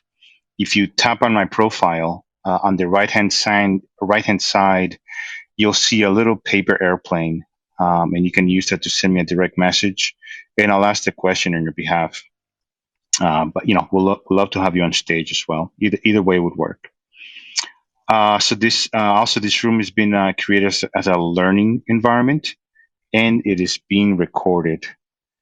So real quick, Mike, before you go, the person that was asking the question previously also wanted to kind of clarify. In the question, when they said debate, is, for example, answering Ali's questions, right? When Ali was here, is doing something like answering his question, disagreeing with his claims or assumptions, and then giving reasons, as opposed to kind of building rapport, doing things like thanking him for being here and pressing his question, et cetera, et cetera. I guess that's kind of like the question there. Is it okay to also disagree and challenge him back instead of just praising his question and, building rapport? So can I go now? Because I don't have too much longer. I got to go to a wedding soon. Yeah, go ahead, Mike, and maybe we'll get back to that question after you. That's fine. Go ahead. First, I want to say hello to everyone. And you might not like what I have to say, but you guys are not SE, so don't take it personal. You probably don't own anything. I don't think SE is anything but passive examination. It's not cross-examination. And I think Ali was asking you guys a question that you guys never answered. What was the purpose? When he basically asked you guys that, I heard the example of vaccines. As if we know what vaccines do, and the people that don't believe in what they do, we're therefore going to what? Fill in the blank. You want to change the world to a better place. And this is what he was talking about when he was talking about morality. Your guys' definition of better. We contrasted, I think it was Robert that was saying, I like to talk to people that I disagree with. Well, how do you know you disagree with them? Do you say, hey, this is what I agree, this is what you agree? That's not usually the case as far as my experience versus via YouTube. And I forgot who was speaking. I don't want to say it's Mark, but for some reason my brain is going there, so forgive me. It might not be you, but when somebody was questioning Biscuit and he asked a question back, they said, what I believe doesn't matter. So this idea of using interlocutor, like I want to use a cool word, that's not an interlocutor. We are examining somebody's beliefs without having it come back to us. So to me, it seems like a disingenuous, passive way to expose where their logic falls apart. And listen, I'm not against that, right? I am a fucking full-blown atheist. The difference is that when I talk to a theist, I'm coming forward with what my intention is. There's no secret here. I don't have to be rude, right? And I think that this is a non sequitur that we keep hearing. Oh, we don't want to cause conflict. We're polarized. Well, so what? Just because you have a difference of opinions on the extreme level doesn't mean that it prevents us the right to expose what our belief is in the first place. So here's just a very simple question. I think there's just different answers, right? Is the intention of SE to be used as a business model? Are we selling something here? Because I believe you are, and you guys can try to SE out of it, but so far it seems like a tool that we are selling. Nothing more than that. And what is it anyways? We're slapping on an initial just to say it's just a way of talking. Like, what is it? So I don't get what the purpose is just yet. I've heard different answers, but is there a concrete answer? So one question you had is, I'm just trying to, are you asking that question literally? Is SE a business model? So you're asking me a question. I asked you a question. I know, but I understand. I'm saying, what is my question was this, right? Is there a concrete definition, idea, concept of what SE is? Because I heard different answers. Like, so for example, Mark, let me ask you this actually. Forget about the questions I asked. Were you the one that told Biscuit what I believe in is not important? Was that you? I honestly don't remember. Okay, I don't remember either, so fair enough. But would you agree, based on what you said in the past, if somebody asked a SE questioner, right? Yeah. If they responded that way, that's not a way to establish trust. Would you agree to that? I'm trying to understand that. I really am trying to understand the question. Okay, so if you're an SE person, you approach me and you're asking me a series of questions, and I ask you a question, and your response to my question is, what I believe in isn't important. Would you agree I wouldn't say that to an interlocutor. Okay. No. Someone did. And I remember, even though I was on the side of the person I think maybe what I was saying, I don't know if you said. I think, and I might have said it, but I think what I'm saying is that my belief isn't important in the sense that to have a healthy conversation about what the other person believes in the conversation, if I'm trying not to interject what I believe. I'm trying to discuss what they believe and their confidence. So it's not a dialogue then. What's that? It's not a dialogue then. Because if they're asking you the question and you're saying, I don't want to make it uncomfortable for you by answering your question. I'd answer their question if they ask me what I believe. No, I'm not saying you. We're using this hypothetical. I don't know if it was you. I understand what you said. I know who it was. I don't remember entirely. But based off of the response you're giving me right now, it's like you don't want to basically disrupt the flow by answering their question is what I'm hearing. And so from what I hear is this idea of SE is to be kind of have a civil conversation towards things that we disagree with. Well, the disagreement part is interesting because you never know what people agree or believe in unless you expose both sides, which is hardly the case when you have these type of conversations. But I was just asking, if somebody responds by saying what I believe in is not important, and you're saying the reason why somebody might answer that way is because they don't want to interject, that person is asking a question. If someone asked me what I believe, I would answer the question. Okay, I agree with you because you said that earlier, which is why I wasn't quite sure. Yeah. So the question was, if somebody responded the way I heard them respond, what would you say to that? That they're doing it wrong? I think we're confabulating two things. I think if someone asked me what I believe about a certain topic, I would. My bro, listen, I know what you believe. I know what you believe. I'm asking you this. If somebody responded the way I experienced that, would you say that they're doing SE wrong? Yes or no? If they responded by saying it doesn't matter what I believe. Yeah. What I believe is not important. What I believe is not important. Yeah, I don't think they should say that, but I think the context is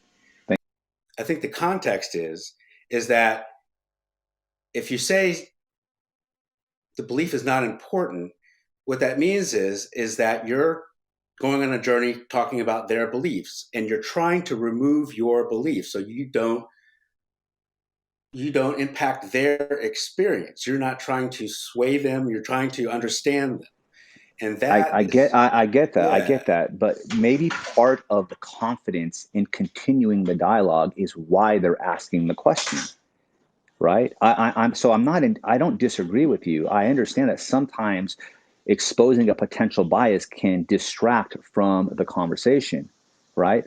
But my point is that to have a dialogue, it involves two people that are on equal ground. Yeah. And in my experience, SE is not equal. it's a one-way form of examination. It's not even cross-examining. It's examining someone's perspective. I feel like there's a massive misdirection or misunderstanding of, because even that question, Mike, when somebody says, and I think I've heard this before, I haven't personally said that, but I've heard people say my belief doesn't matter. But like Mark said, the idea is that when you're talking to someone, you're not trying to convert them.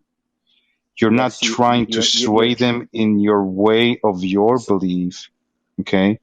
It's only helping people navigate and understand how they believe what they believe.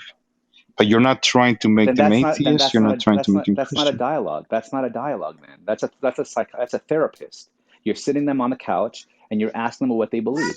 So let's not pretend look at the definition of interlocutor. It involves two people that are exchanging ideas. So let's not pretend that it involves two. Like you said, you're trying to help somebody examine the foundation of their belief, as if we're somehow an authority to ask certain questions to expose, which to me is kind of like, why? But okay, but Mike, so would you say that No. That's my question is why. My question is why. You guys don't answer questions. I don't know if you get this or not, but you guys don't answer questions. You guys are defending something right now. You are not SE, so don't take it personal. What's the point is my question. Can we get an answer? What's the point? I mean, I have an answer for that, but Mark, you guys, and Robert, you guys, and bro, David, you guys are this. Early. You can tell me the point. You can. I'd hear your point. I mean, I have an no, I answer. think I'm not an expert, Mike. How do you become an expert? Do you get a diploma? Like, would you pass a test? This is so funny to me. What is an expert in SE? The people that created it. I can answer. No. I'd like that. I switch my question. What's an expert? An SE expert? What's that? I don't know how to tell an SE expert. I obviously don't consider myself an SE expert. I'm more of a student. But to answer the question that you wanted an answer to, from my perspective, the point is I want to believe as many true and as few false things as possible, using the most reliable ways to arrive at those as possible. And you think talking to random people gets you there? Well, because I know the Matt Dillahunty T-shirt thing. I'm with it. But if we think that just talking to random people on Clubhouse or producing YouTube videos is going to get us to more true things, less false things, especially when we're not participating in a conversation, I'm going to say that has nothing to do with that statement. Well, you want to go learn something true? Go challenge your belief to something that someone's an expert in, like the way Ali is towards mathematics, for example. But otherwise, if you're just having a conversation with somebody about a random thing that you already have an idea about, how can you determine which is a true thing?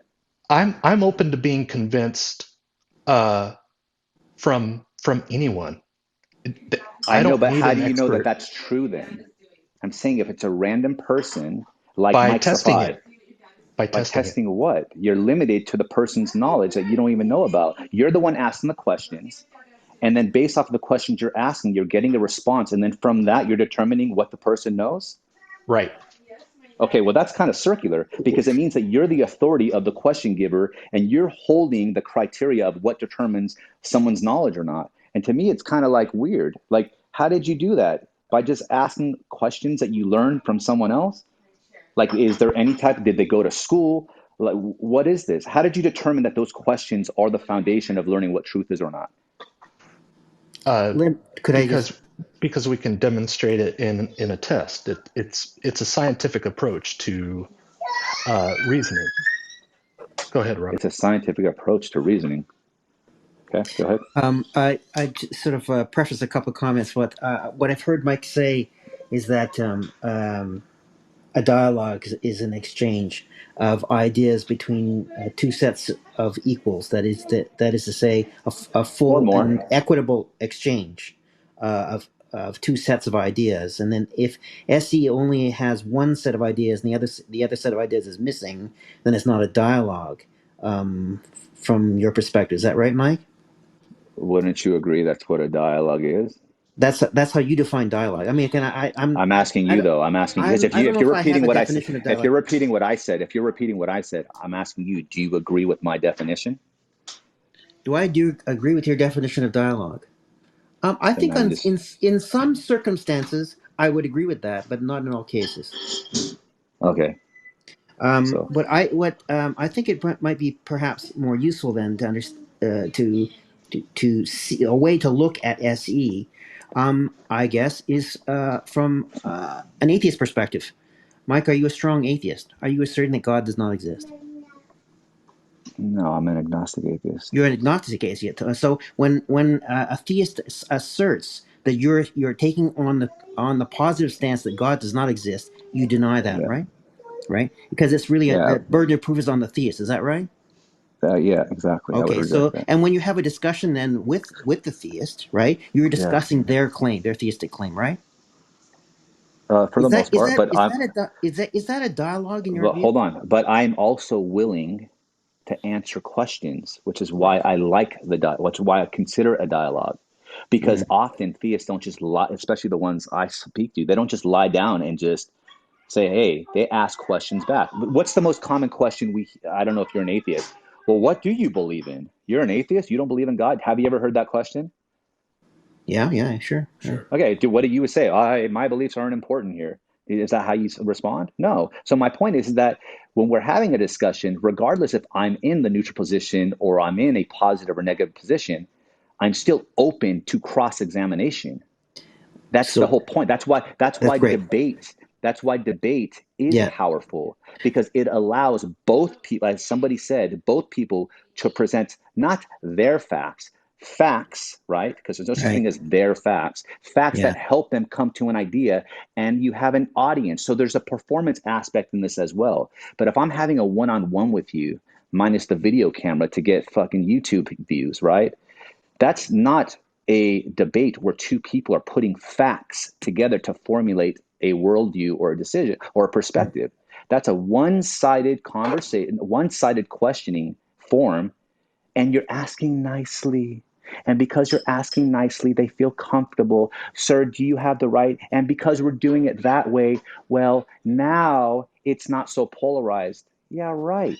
It's almost invasive. So, I mean, at this point, you guys got the point. I can go back down to the audience. Like I said, this is nothing personal. David, I got nothing but love and respect for you. Early, you already know I'd kiss you in real life, and I'm a germaphobe. So don't take it personal. You guys are not SE. You Sure. guys are people, and I'm pretty much done. So thank you. And Mark, no love lost. You. I just don't know you that well. So No worries. take care.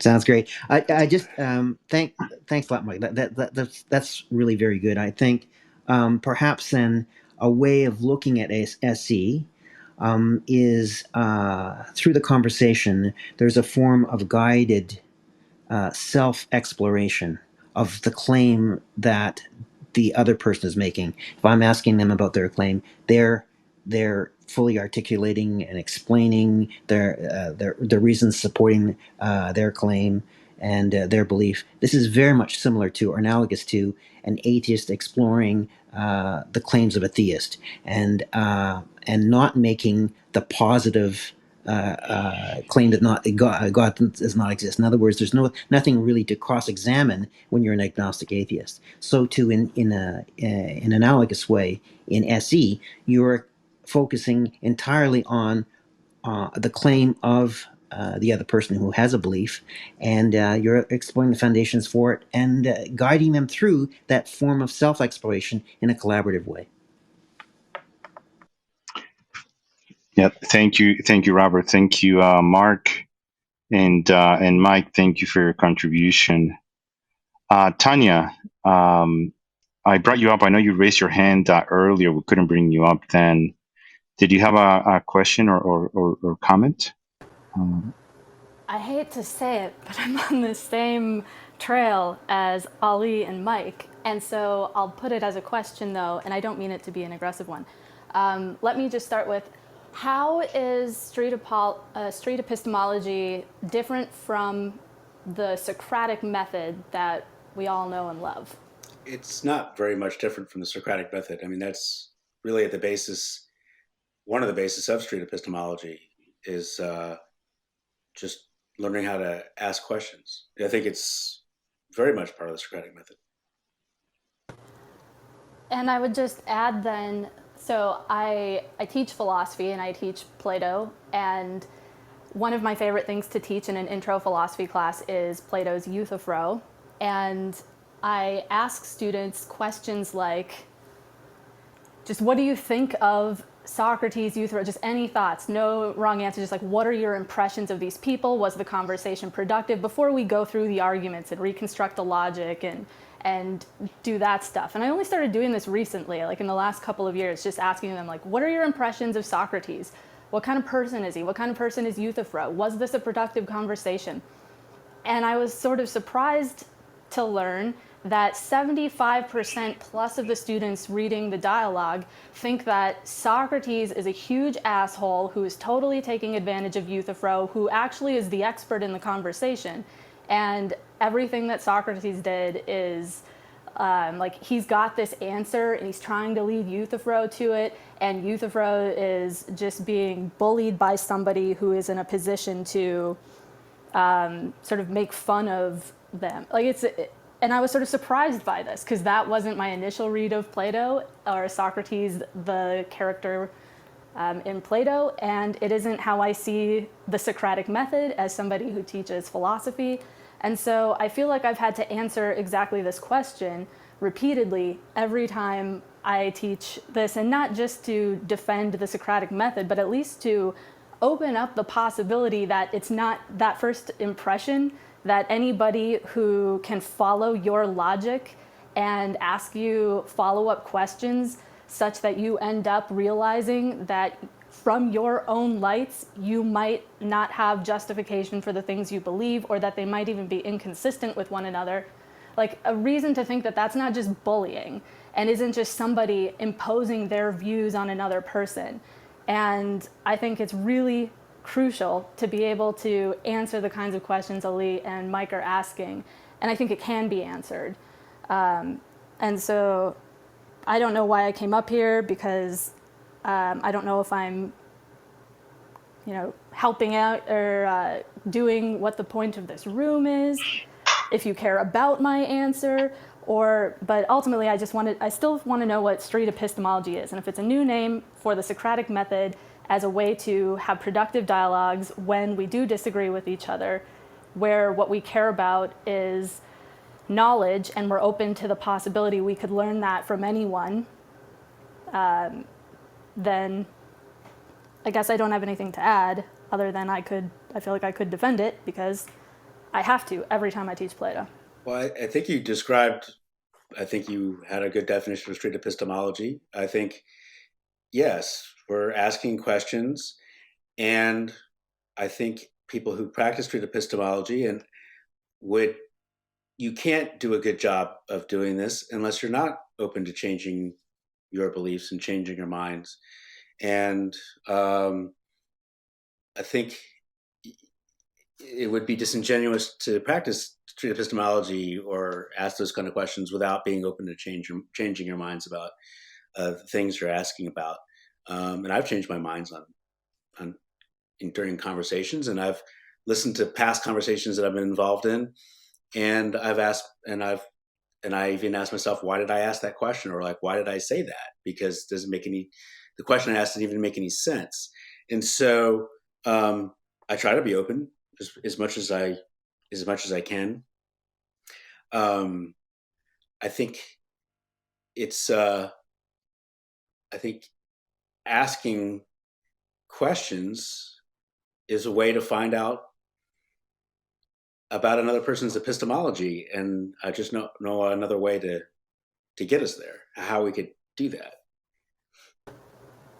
Well, so one thing that was especially highlighted in the way that Mike put the question was that there does seem to be a way in which it's disingenuous. Like, even if in theory I'm open to changing my mind, and you did say earlier that a lot of times you have conversations about things that you maybe haven't even thought of before. Mm-hmm. But a lot of times we have conversations, especially when we think the other person is wrong and so you want to talk to them about it, we often have already thought about the view, and especially in my particular situation where I'm sort of asking students to engage in this kind of process where I'm asking questions I'm really familiar with, and I'm also very good at drawing out the consequences of beliefs and identifying inconsistencies, because I do it all the time and I know logic.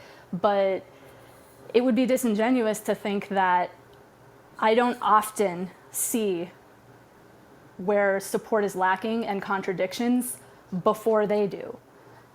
And that's different from me trying to get them to believe a particular thing. So in the case of, say, the Euthyphro, and it doesn't matter what it's about, so I'm not going to recap anything, but Socrates is asking his interlocutor a question and is constantly asking the interlocutor to navigate how their beliefs hang together. And it really doesn't matter what Socrates believes if the goal is for Euthyphro to see what the consequences of his own beliefs are. They aren't infected by what Socrates believes. And I think it's a defensible position that Socrates doesn't have an answer to his question, but he is familiar with a few ways of answering that are overly simplistic and don't work. And once you can have a conversation with somebody you think is wrong, and if you can clear out something they think is wrong that's more obvious that they didn't see, well, now you're on the same footing to start answering the question together. And I'm really just, I think Socrates' method, especially beyond just interrogating the beliefs of others, but getting to a point where you can start to explore together, is a good one. When our value, the thing we aim at, is truth, and we think some methods are better than others, and that reasoning with others can get us there. But sometimes we do know in advance what we're driving at, and it's possible to do that without bringing your beliefs to the table beyond knowing where there are contradictions and major challenges that need response. So that would be my way of answering Mike's question. And I don't know if I am currently doing street epistemology, but I am. It sounds like it giving to an me. Answer to a question. Yeah, exactly. It sounds like you're doing street epistemology to me. Yeah. I just want to jump in here quickly. Tanya, this is really excellent feedback that you're providing here. Without being too much of a philosophy geek, I would say that SE draws heavily from the Socratic method, but it's really more Socrates meets David Hume and Karl Popper. Think of it that way, and you'll know where we're coming from in terms of SE. One of the core element of intersection between SE and the Socratic method is the stance to allow the person being questioned, to allow them to come to their own conclusions and to consider the implications of their own positions. This is central to the Socratic method and central to SE, that the street epistemologist is not telling them what to think. One So quick you really follow-up need question SE. to that is, so then does that mean a major difference between the Socratic method and this is that you are more skeptical about holding positive views, but at best we can try to identify where we are wrong and get rid of our false beliefs? So I know that's not the whole of Popper's view, but it's a pretty important one, and one of the major challenges is that you don't actually get to have secure beliefs, just beliefs you haven't found to be false when you've tested them. And so do I have to adopt a sort of skepticism of some kind? Go ahead, Mark. Yeah, I think we're about to say the same thing about falsifiability. Go ahead, Robert. Go ahead. Falsifiability, as derived from Popper, is one of the core ways in which the elenchus phase is pursued in a Socratic context, and the objective then, using the lingo of a Socratic method, the objective is to reach a state of aporia. As a foundation to start exploring and getting at the truth together. Right. Which is the part that's missing from Popper's view. That's right. So that this is why, Tanya, you in the context of your teaching, you really need SE.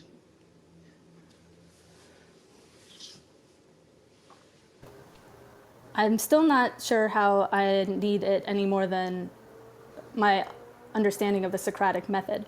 But at any rate, I just came up here to share a defense of the Socratic method that may also be a defense of SE, whatever its comparison and contrast is, because they do seem similar and it is defensible and the question is a good one.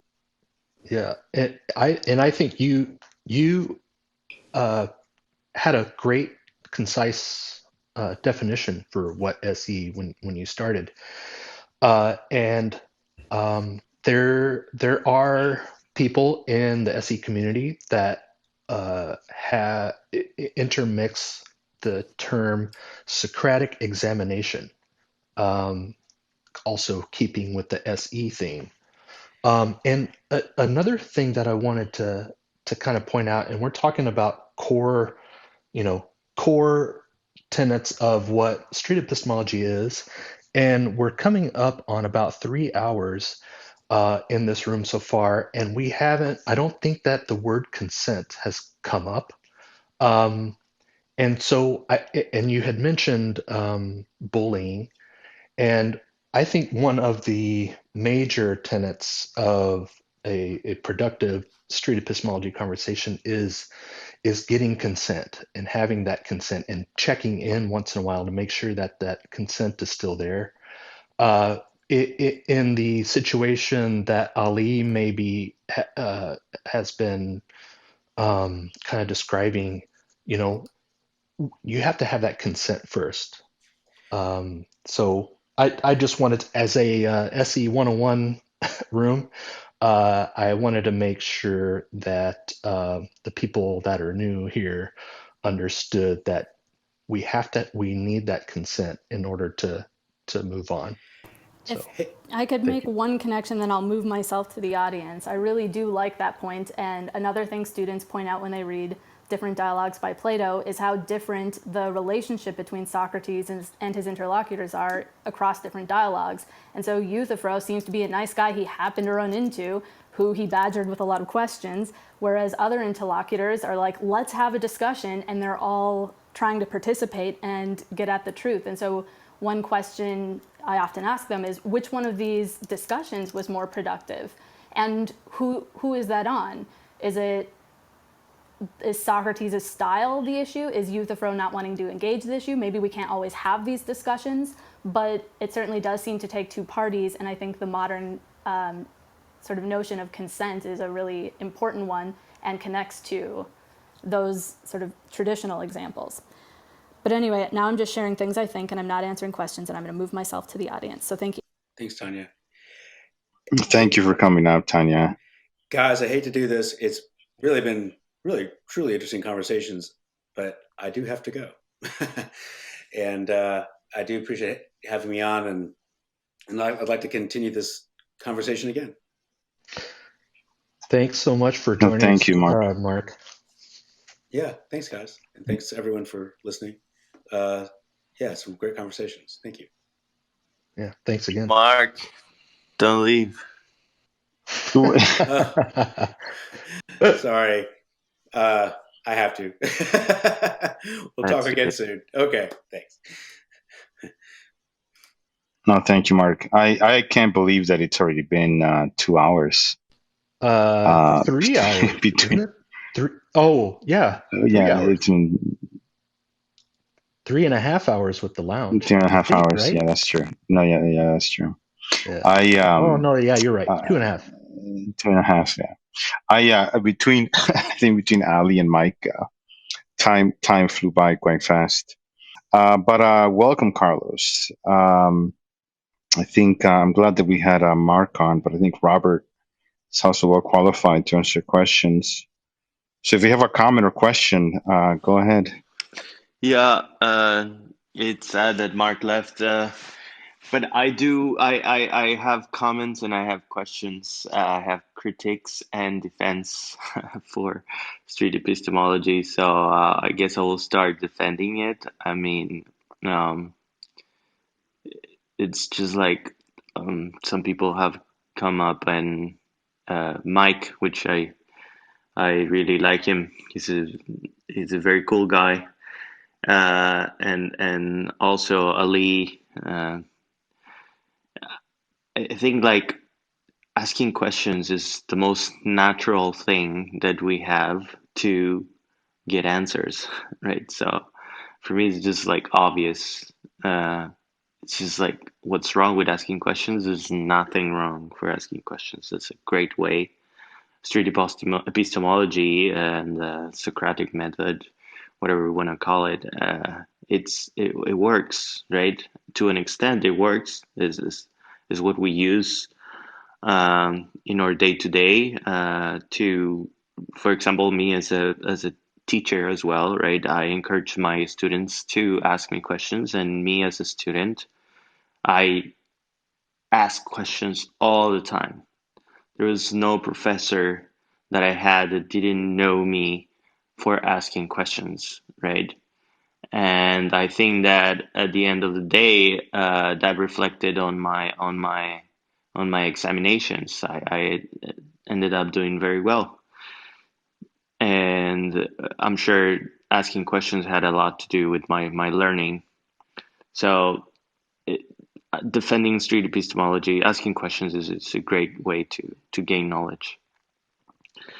On the other hand, when they so now on I have a question for you guys.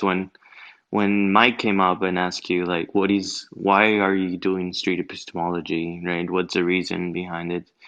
If I was going to answer the question, right, I will say I will do it for fun because I like it, I enjoy it. It's very interesting to hear other people what they think and when they say it. But when I heard Mark and David answer, I don't remember Robert's answer. Sorry, Robert. But it was more of like for noble reasons, like making this world better and just like learning. I wanna learn the truth, which yeah, of course it makes sense. But wouldn't you say that there's also something about like enjoyment, and that's the main reason you do it because you just enjoy, you know, uh, just having these conversations. It's something fun to do. Uh, I'll answer you first. I really don't enjoy that much talking to people. I know that's going to sound like a surprising statement, but what SE has helped me is to be more confident in having conversations with people. I'm a very shy person. I don't. It's not comfortable for me to seek out conversations with people that I may or may not disagree with. So that's, I wouldn't say that enjoyment of it would be my first answer to that question. There are times where I do enjoy having the conversation, and different factors play into that, but it's not natural for me to engage with people, to be honest with you. And I think that's why I gravitate towards the approach that street epistemology is, because I don't have to know I don't have to know all these facts. I don't need to be an expert in anything if I want to better understand somebody. In fact, and I've said this before, the conversation is typically better when I don't bring all the baggage of my own assumptions. So I hope that answers your question. I'll let Robert answer as well. Thanks for being here, Carlos. Good to see you again. Great. Yeah, I hear what you have to say, Carlos. So that really that there's nothing wrong with asking questions, and it can be very useful and helpful to ask questions. And I tend to agree with you that there doesn't seem to be anything particularly wrong with asking questions, provided you have a common understanding of intent and consent and informed consent with respect to conversation, that's fine. But I'd make a statement that perhaps I just want to know how you feel about this statement. For every belief that you have, someone else firmly holds the exact opposite belief. How does that make you feel? Are you challenged by that? Do you find that chilling? Do you find that exhilarating? Do you find that you respond with kind of a meh response? How does that make you feel? That somebody else holds exactly the opposite belief from what for every belief that you have, there are people out there who firmly hold the exact opposite belief. Yeah, it sounds plausible. I don't know exactly what reaction you or what kind of question is this, what you're looking me to answer, but my first reaction is, yeah, that sounds like could be true. I mean, to an extent, yeah. Mm-hmm. We often are in situations of having conversations with people, and they have a position which you find you firmly are in opposition to, and you deeply disagree with them, and it's very difficult to manage a conversation like that. We've seen earlier on this afternoon how Ali expressed at multiple points the exact opposite of the statement, "There's nothing wrong with asking questions." In fact, he articulated the idea that to ask questions is deeply disrespectful, deeply disingenuous, and is in fact immoral. So one could not possibly find a further position away from the idea there's nothing wrong with asking questions. In fact, he's saying there's everything wrong with that. So we have a chasm of belief between belief positions here. There needs to be a way of discussing this, resolving this, at least coming to a mutual understanding of this. And this is what SC is about. Okay, but would you say that you enjoy doing SE, or this is not isn't something that you are like, yeah, let's do SE, it's fun? Fun. Is it fun? Or entertain, let's say not fun, but entertaining, right? Maybe fun is not that you're laughing, it's just as entertaining. It's something entertaining, like, I enjoy like reading a book, solving a puzzle. That's kind of entertaining. Watching a movie. I don't think it's entertaining at all. No, I wouldn't say entertaining. No. Yeah, no. Okay, so then I guess for me it's entertaining, but I guess you guys have different things. It's an exercise in critical thinking. If you want to practice critical thinking skills, yes. Well, that entertains me. Does that entertain you? Oh yeah, for some conversations with certain people or certain topics, exploring it from a standpoint of critical thinking is the value of it, especially when somebody holds a belief which is not grounded in a reliable method, and they don't see it. And I understand that, Robert, but I feel like you're not saying like, is it entertaining for you, not the other person, not how you're helping the other person and how to see it, but is it entertaining for you, Robert? Do you? Well, I like to. Is it somewhat entertaining when I learn or practice critical thinking skills? Yeah, that can be entertaining in a certain kind of intellectual kind of way. I guess I can find that entertaining. Yeah. Okay.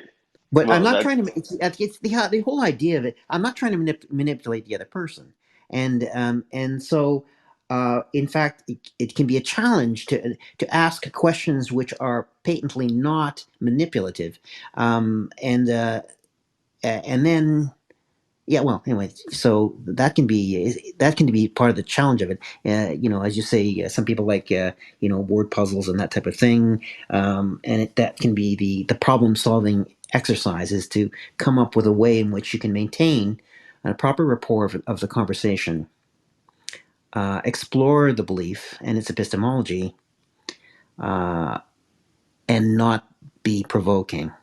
That can be intellectually challenging. I would describe it as hard work, that's meaningful, hard work. It's hard work. It's hard work to take your ego out of a conversation and just try to focus on understanding the other person. I think that is meaningful, hard work for me. Yes.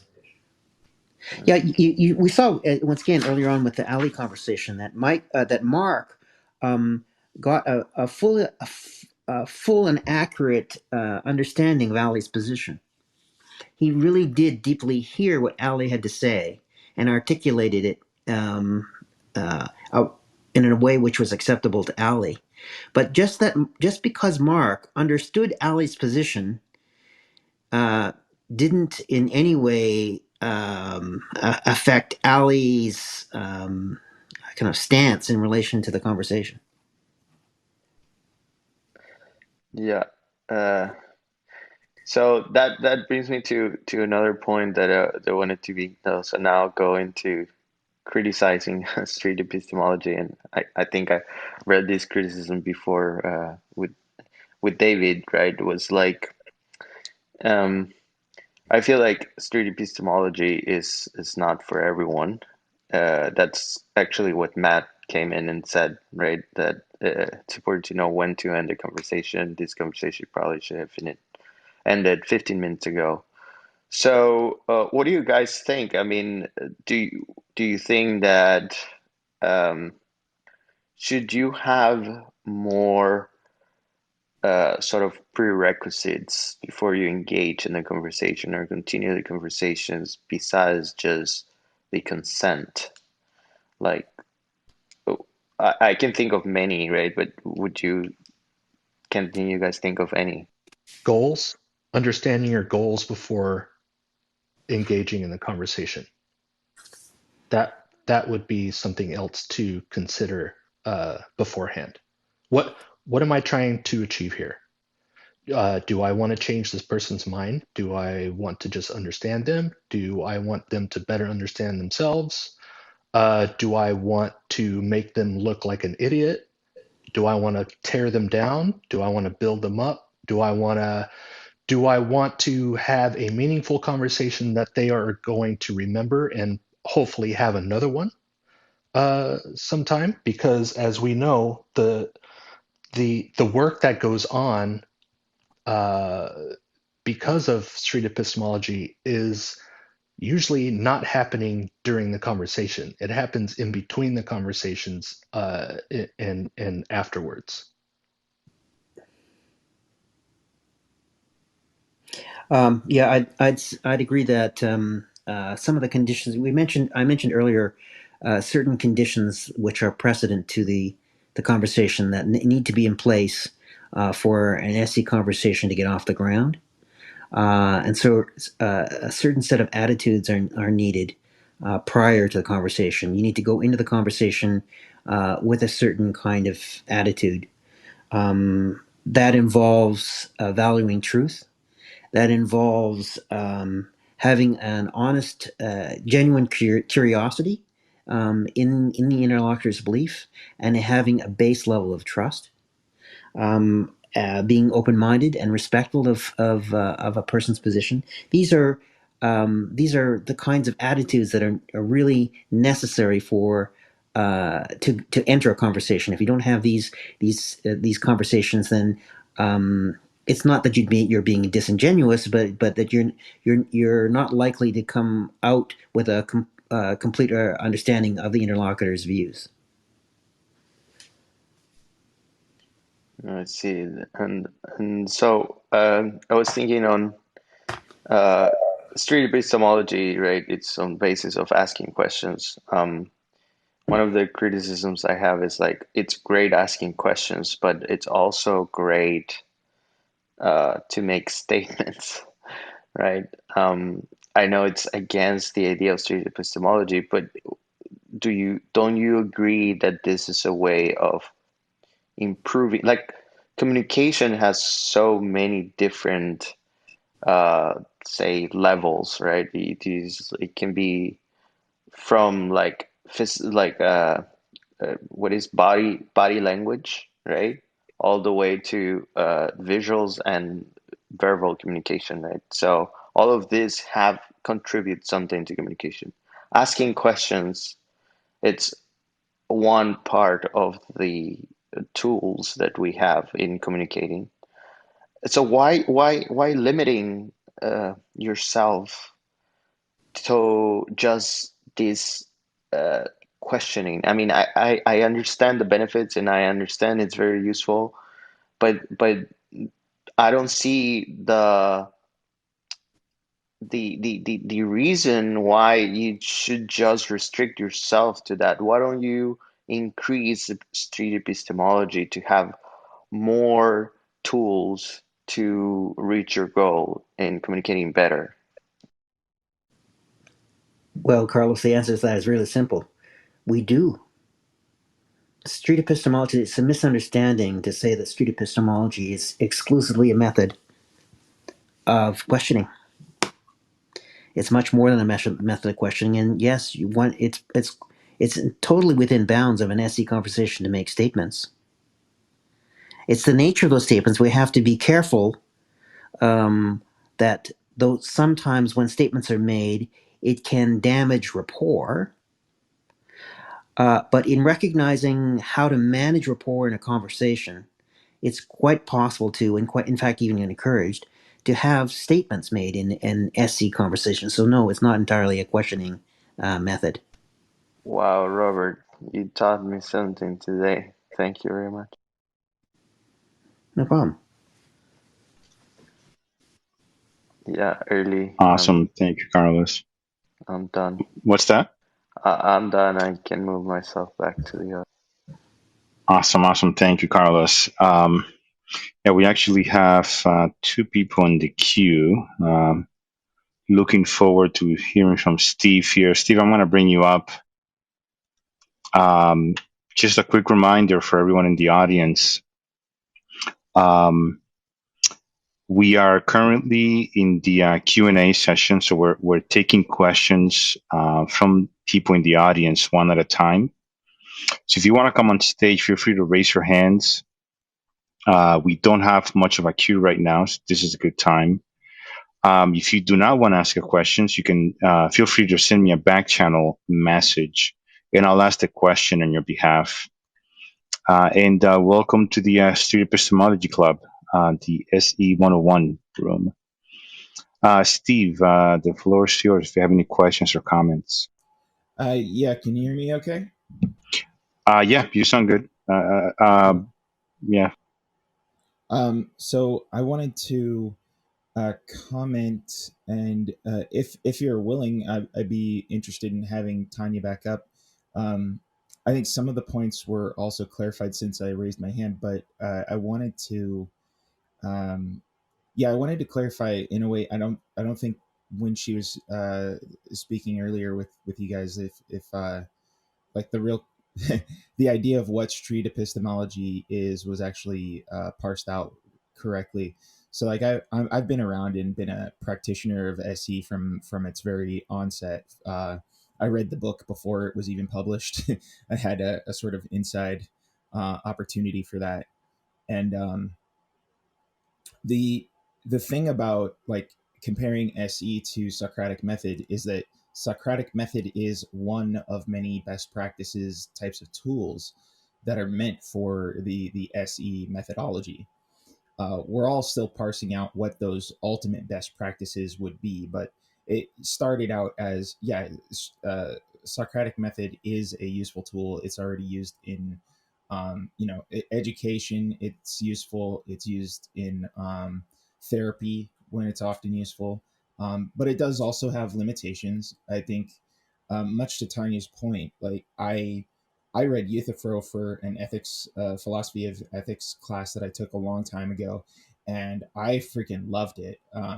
I guess I was one of the few because I had the opposite reaction to what she described. Is to me, Euthyphro is the one being a dick, and while Socrates is blunt, I'm just like championing him reading the whole way through because he is making good, valid points, and Euthyphro's just trying to dodge them and duck them and change the subject and never admit any fault along the way. So what Socrates does in that conversation that I would say is not street epistemology is he's sarcastic. He's kind of trolly and poking and prodding. And, to what effect we are trying to have a civil dialogue and conversation with another person. The objective, I think this is like the real struggle. The main contention people ever seem to have with SE is that it seems deceitful or manipulative.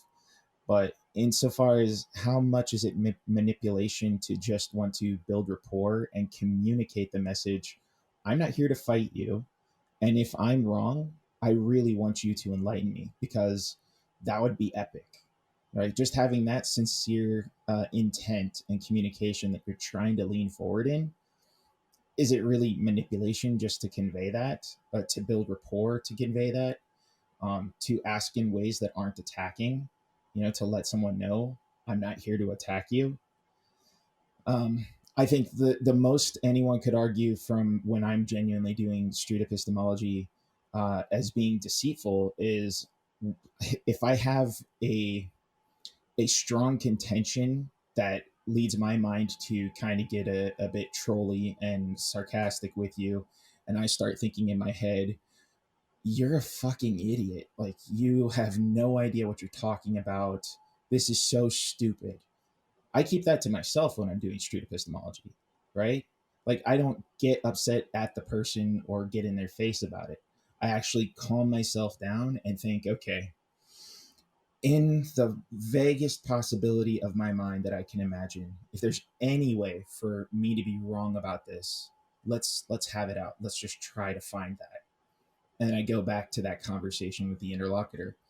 So I don't know if anyone has a real honest argument for the idea that because I don't tell you the insults that is genuinely sitting in my mind about you as I feel it, is that really deceitful? I mean, you tell me. Do you want to hear me, tell you you're stupid? Because that's the only thing that I'm really leaving out when I do SE.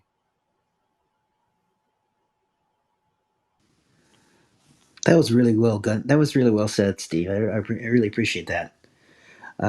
Going way back to the beginnings of SE, it's true that Peter Boghossian, when he put the initial book together, at the time was doing a lot of work of interventions in the prisons, and had a lot of opportunity to explore the epistemology of prisoners. In fact, some of those conversations with prisoners were captured within the first book, and he was doing it certainly with a therapeutic mindset and an intent as a psychologist working in the prisons. So some of that therapeutic aspect is still exists today in street epistemology as carried forward.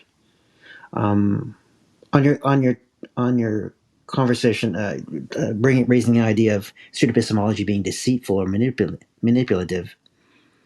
I think that it is an eternal criticism for street epistemology for people to see deceit and manipulation when none exists. It's a bit of the mirage on the horizon. The closer you get to it, the more it always just recedes back off into the horizon. You'll never ever actually meet it. As an example of that, like a concrete example of that today, where Ali referred to the mere existence of inquiry as being evidence of being disingenuous. That merely asking questions, regardless of what the question is, having a stance of questioning is intrinsically deceitful. When you see deceit in that way, then yes, you'll always be able to find deceit and manipulation, regardless of how civil the dialogue can be. So, in other words, there are substantive criticisms of SE, and there are some that are more phantom-like, and there are positions related to manipulation which hold water and others don't regarding SE. I had a quick question for Steve before we get to another question. As far as, somebody feeling like they're being manipulated, because just from doing this for a short time, if I were to get that kind of attitude, I would think that I'm doing something wrong. And if they feel manipulated, even if that's not my intent, it I try to see what I might be doing wrong. And I was curious if you had any tips on maybe how to deal with that. How do you work through that? Yeah, well, the thing about street epistemology is it's been stated from the beginning that it's not a one size fits all. It's not the ultimate method that will always be the most useful. One major tenet to SE that I think you guys even alluded to a bit earlier with the concept of making sure you have consent is when your interlocutor's already defensive, when it seems very obvious, like if you get any impression that the interlocutor thinks you're being deceitful, that's the time to end it. That's no longer SE. It's not really gonna be possible for you to lead forward in a civil dialogue and really show to them and prove to them that your intention is honest, unless you are willing to let them, hey, you're scared, this is a time to back away, kind of a thing to it. Now I will say, in my own practices, you see me on Clubhouse, I'm not always 100% with SE. And that's more me kind of testing some waters at some of those junctures. So I definitely if I get some point where someone's being short with me and they're very defensive, then I often will just take my SE hat and put it aside and be like, okay, this is no longer street epistemology.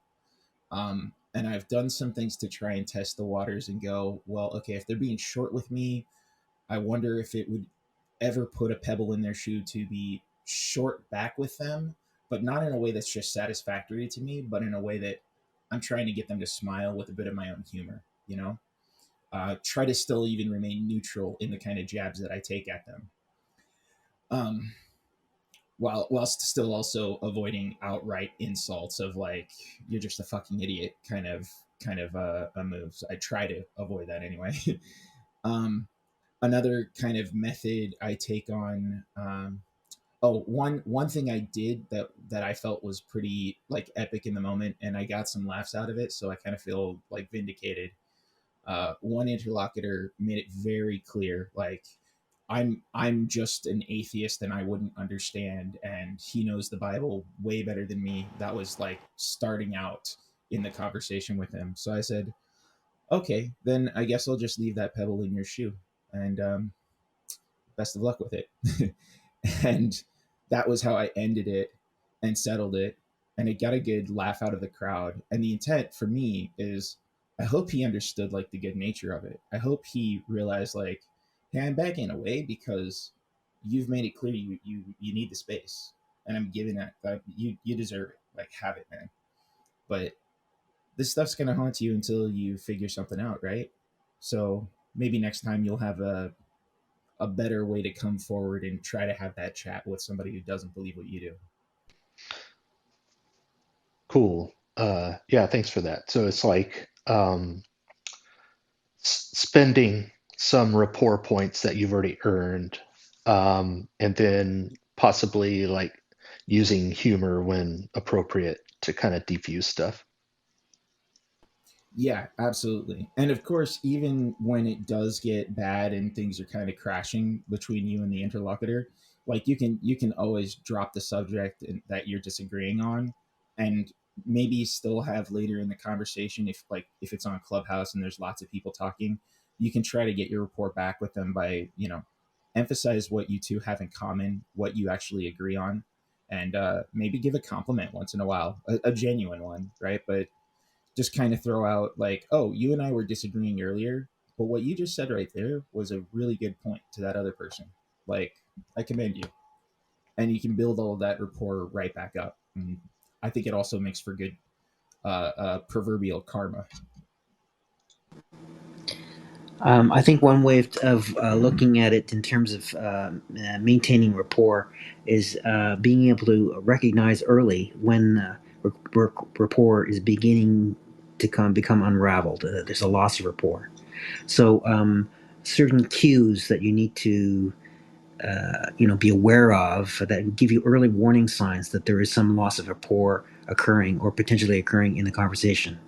And those would be yellow flags both on the side of the interlocutor and on your own side as well, in terms of cues that a rapport is at risk.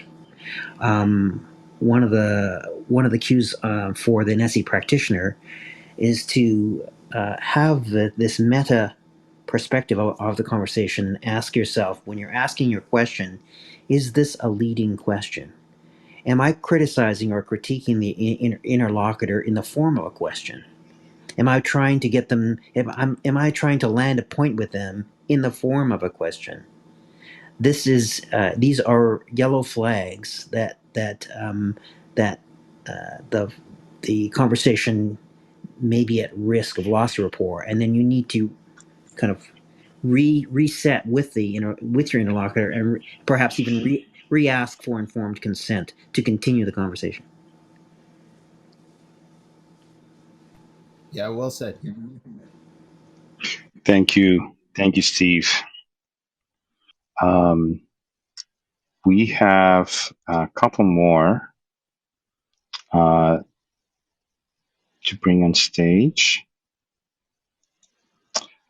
Just real quick, welcome, Ahmed. I'm just going to make a quick comment and I'll pass the mic on to you.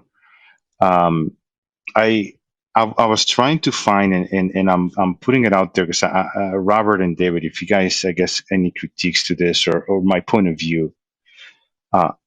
So, the other day I was in Chicago a few weeks back. I was walking downtown and someone approached me about, a volunteer approached me about something to do with the environment. It was an organization that was taking donations for the to do something about with the environment. And the person approached me. They were also trying. The first thing they did, I actually had no idea what they wanted, because the first thing they did was build rapport. They asked me about my day, what I was doing in Chicago, and for like about a minute, I didn't know what it was that this was about. But the lady was very nice, and she was talking to me. And often we don't see any issues with this. Like, people kind of understand that there's organizations out there that are collecting money or taking donations for a certain cause. There's no critiques of that there.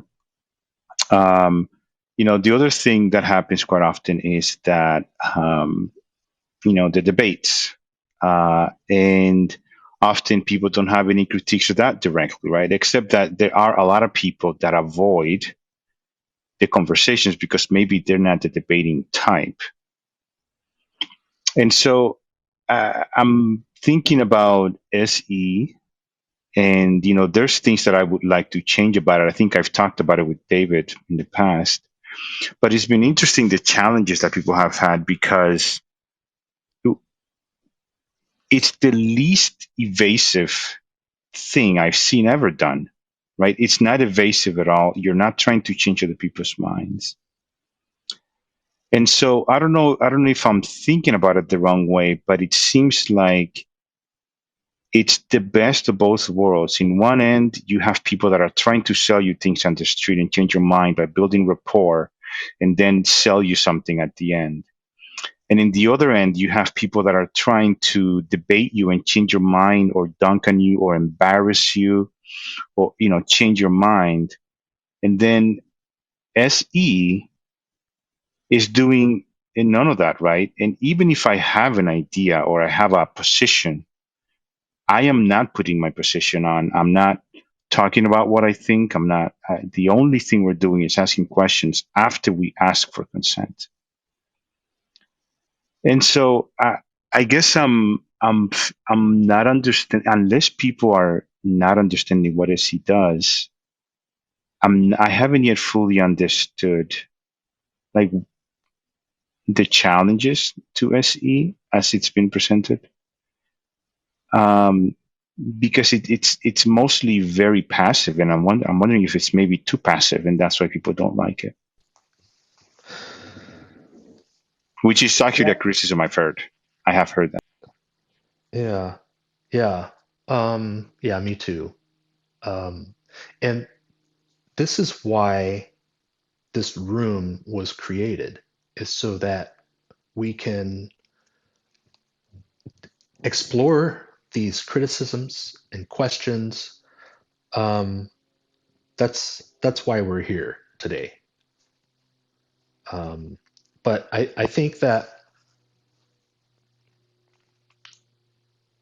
it all depends on what your goal is. And you can use SE for nefarious reasons,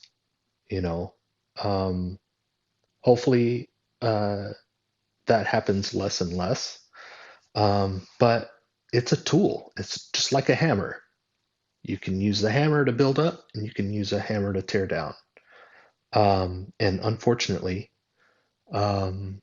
SE can be used to tear people down.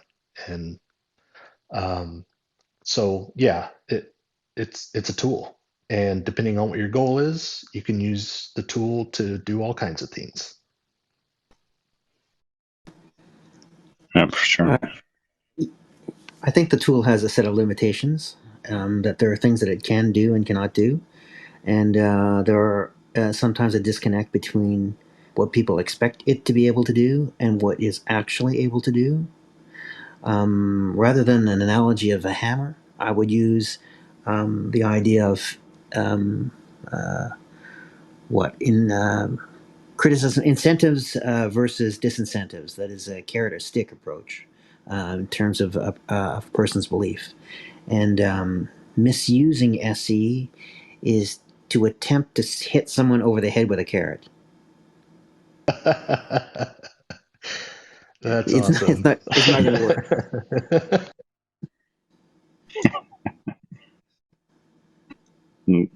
Thank you, Robert. That's pretty good. Let me. I'll go ahead and pass the mic to Ahmed, unless I don't know if anybody else has anything else. Ahmed, the floor is yours. If you have a question or comment, go ahead. Thank you, Early. Thank you, everyone. I still don't understand what SE is, but I understand it is trying to make conversations between people better. That's what I understand. And I have some observations that people are trying to make noble things silly, like stupid or something. I can do noble things because I will feel better, because it's good. It's good to do good things. There is nothing wrong with that. And also, I have a simple formula for conversations. It's not a great formula, but I see if I'm talking to a copy of myself, can I have a good conversation? If yes, that doesn't mean anything, but if not, that's bad. And there was some people here are talking. I can see that they cannot do a conversation with a copy of themselves. they will fight and they will yell at each other. I don't want to mention their names, but that's what I feel. And trying to make a conversation with to come up with the idea that people have a good conversation and smooth conversation, it's a noble thing, and it's nothing wrong with that, to try to be noble, even if I'm not noble, to try to be noble. What is wrong with that? I don't understand. And I think that's all. I just want to say that.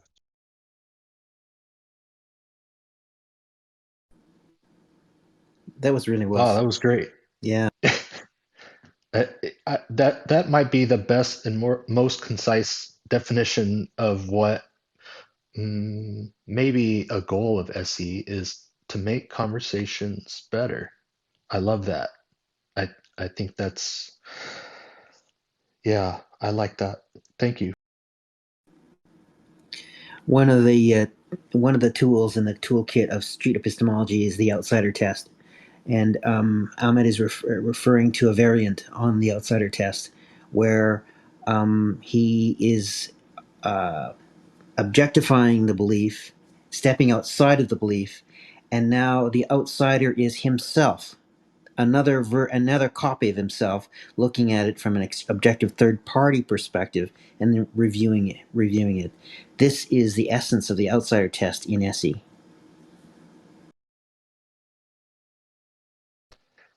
A great way to actually demonstrate that also, that I've experienced, is recording my conversations and then going back and listening to them later. If there's anybody in the audience that would like to hear this conversation, these go up on my YouTube channel. And I have I think 24 subscribers. So this is not like a commercial for views. But as far as to help with the educational part of it.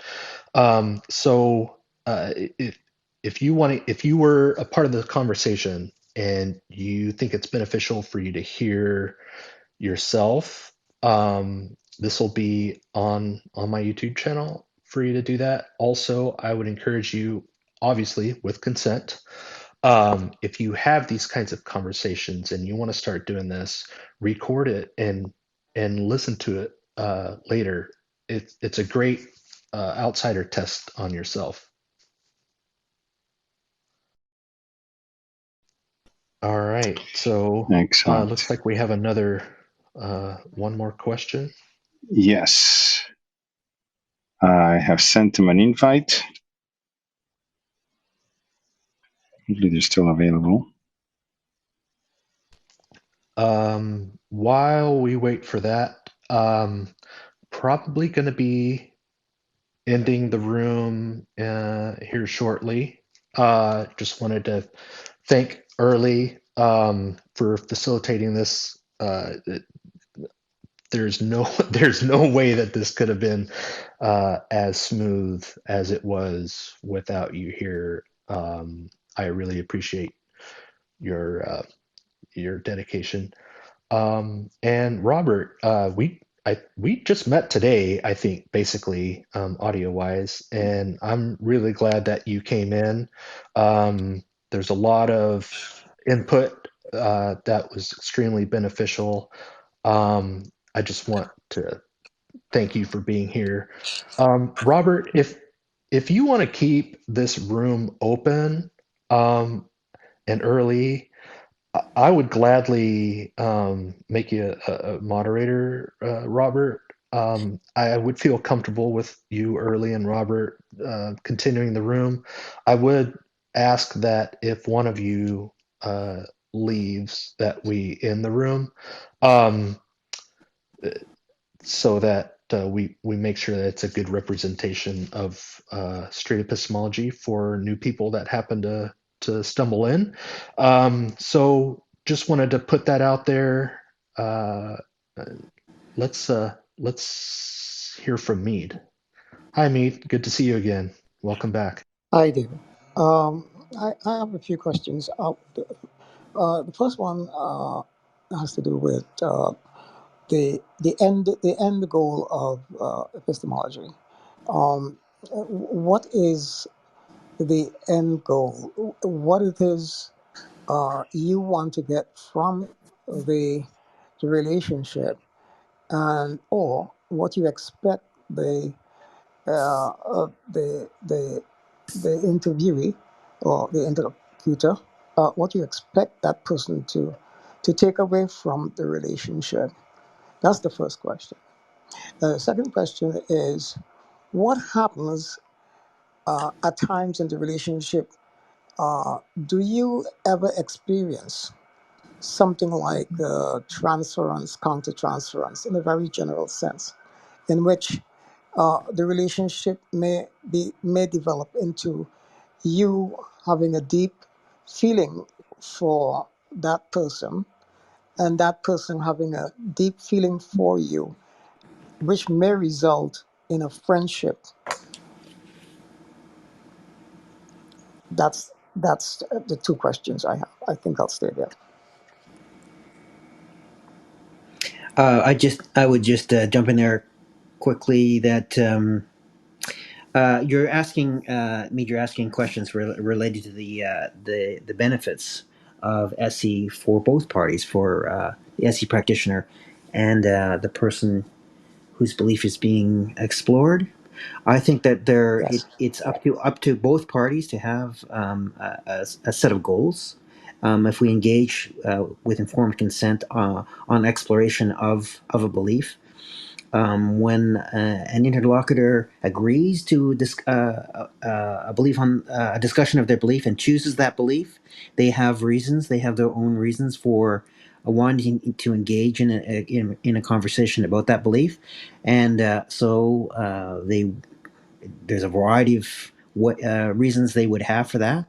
On the SE side, as an SE practitioner, we can have various goals, but the objective of SE itself is an exploration and an examination of the reliability of the reasons supporting a belief, and so that is the end state that the conversations would ideally move towards, which is a full understanding of that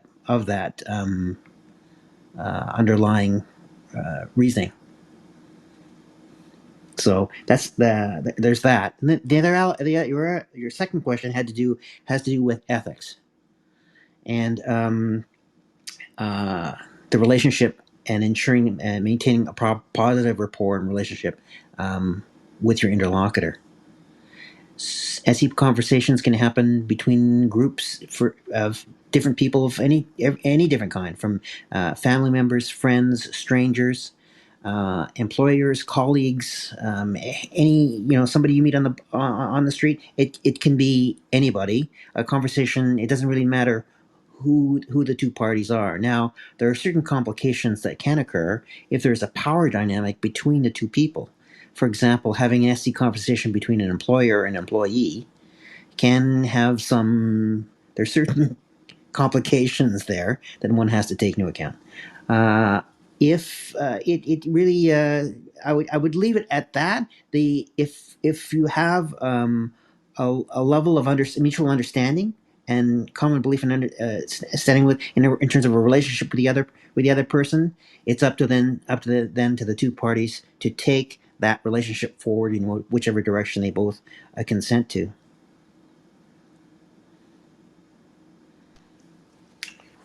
Yeah, and I would add that as far as from my perspective,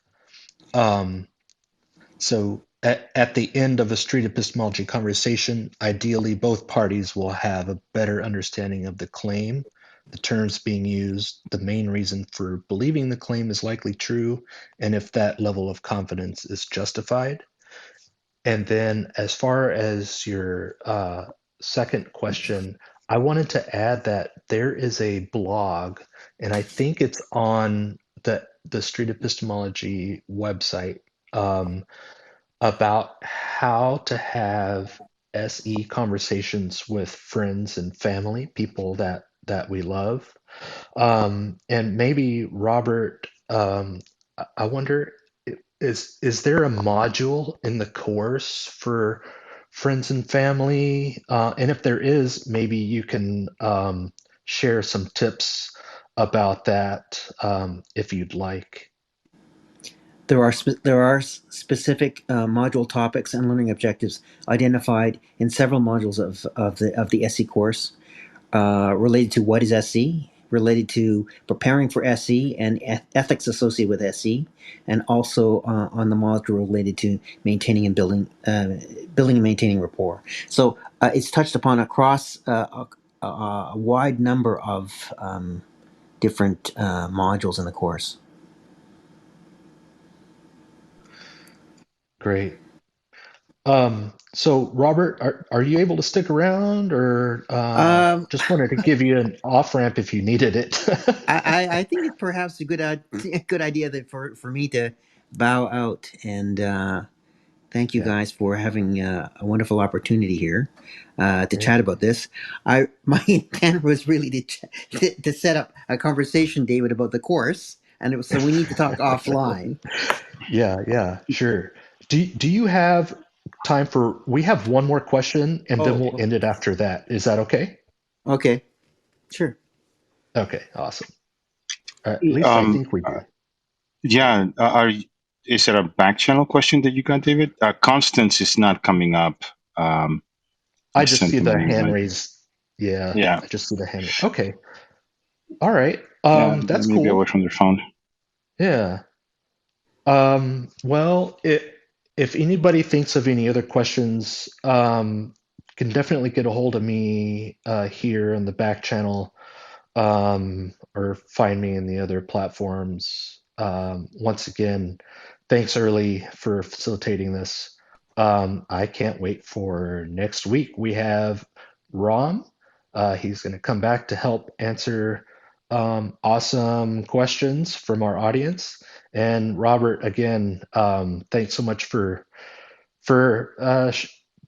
coming in today. I really appreciate your insight and your input. And we will talk offline, very soon, I hope. Perfect. Thanks, guys. Really appreciate it. It was a lot of fun.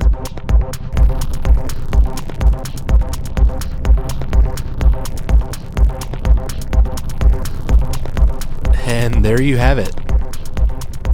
Special thanks again to Early, Mark, and Robert.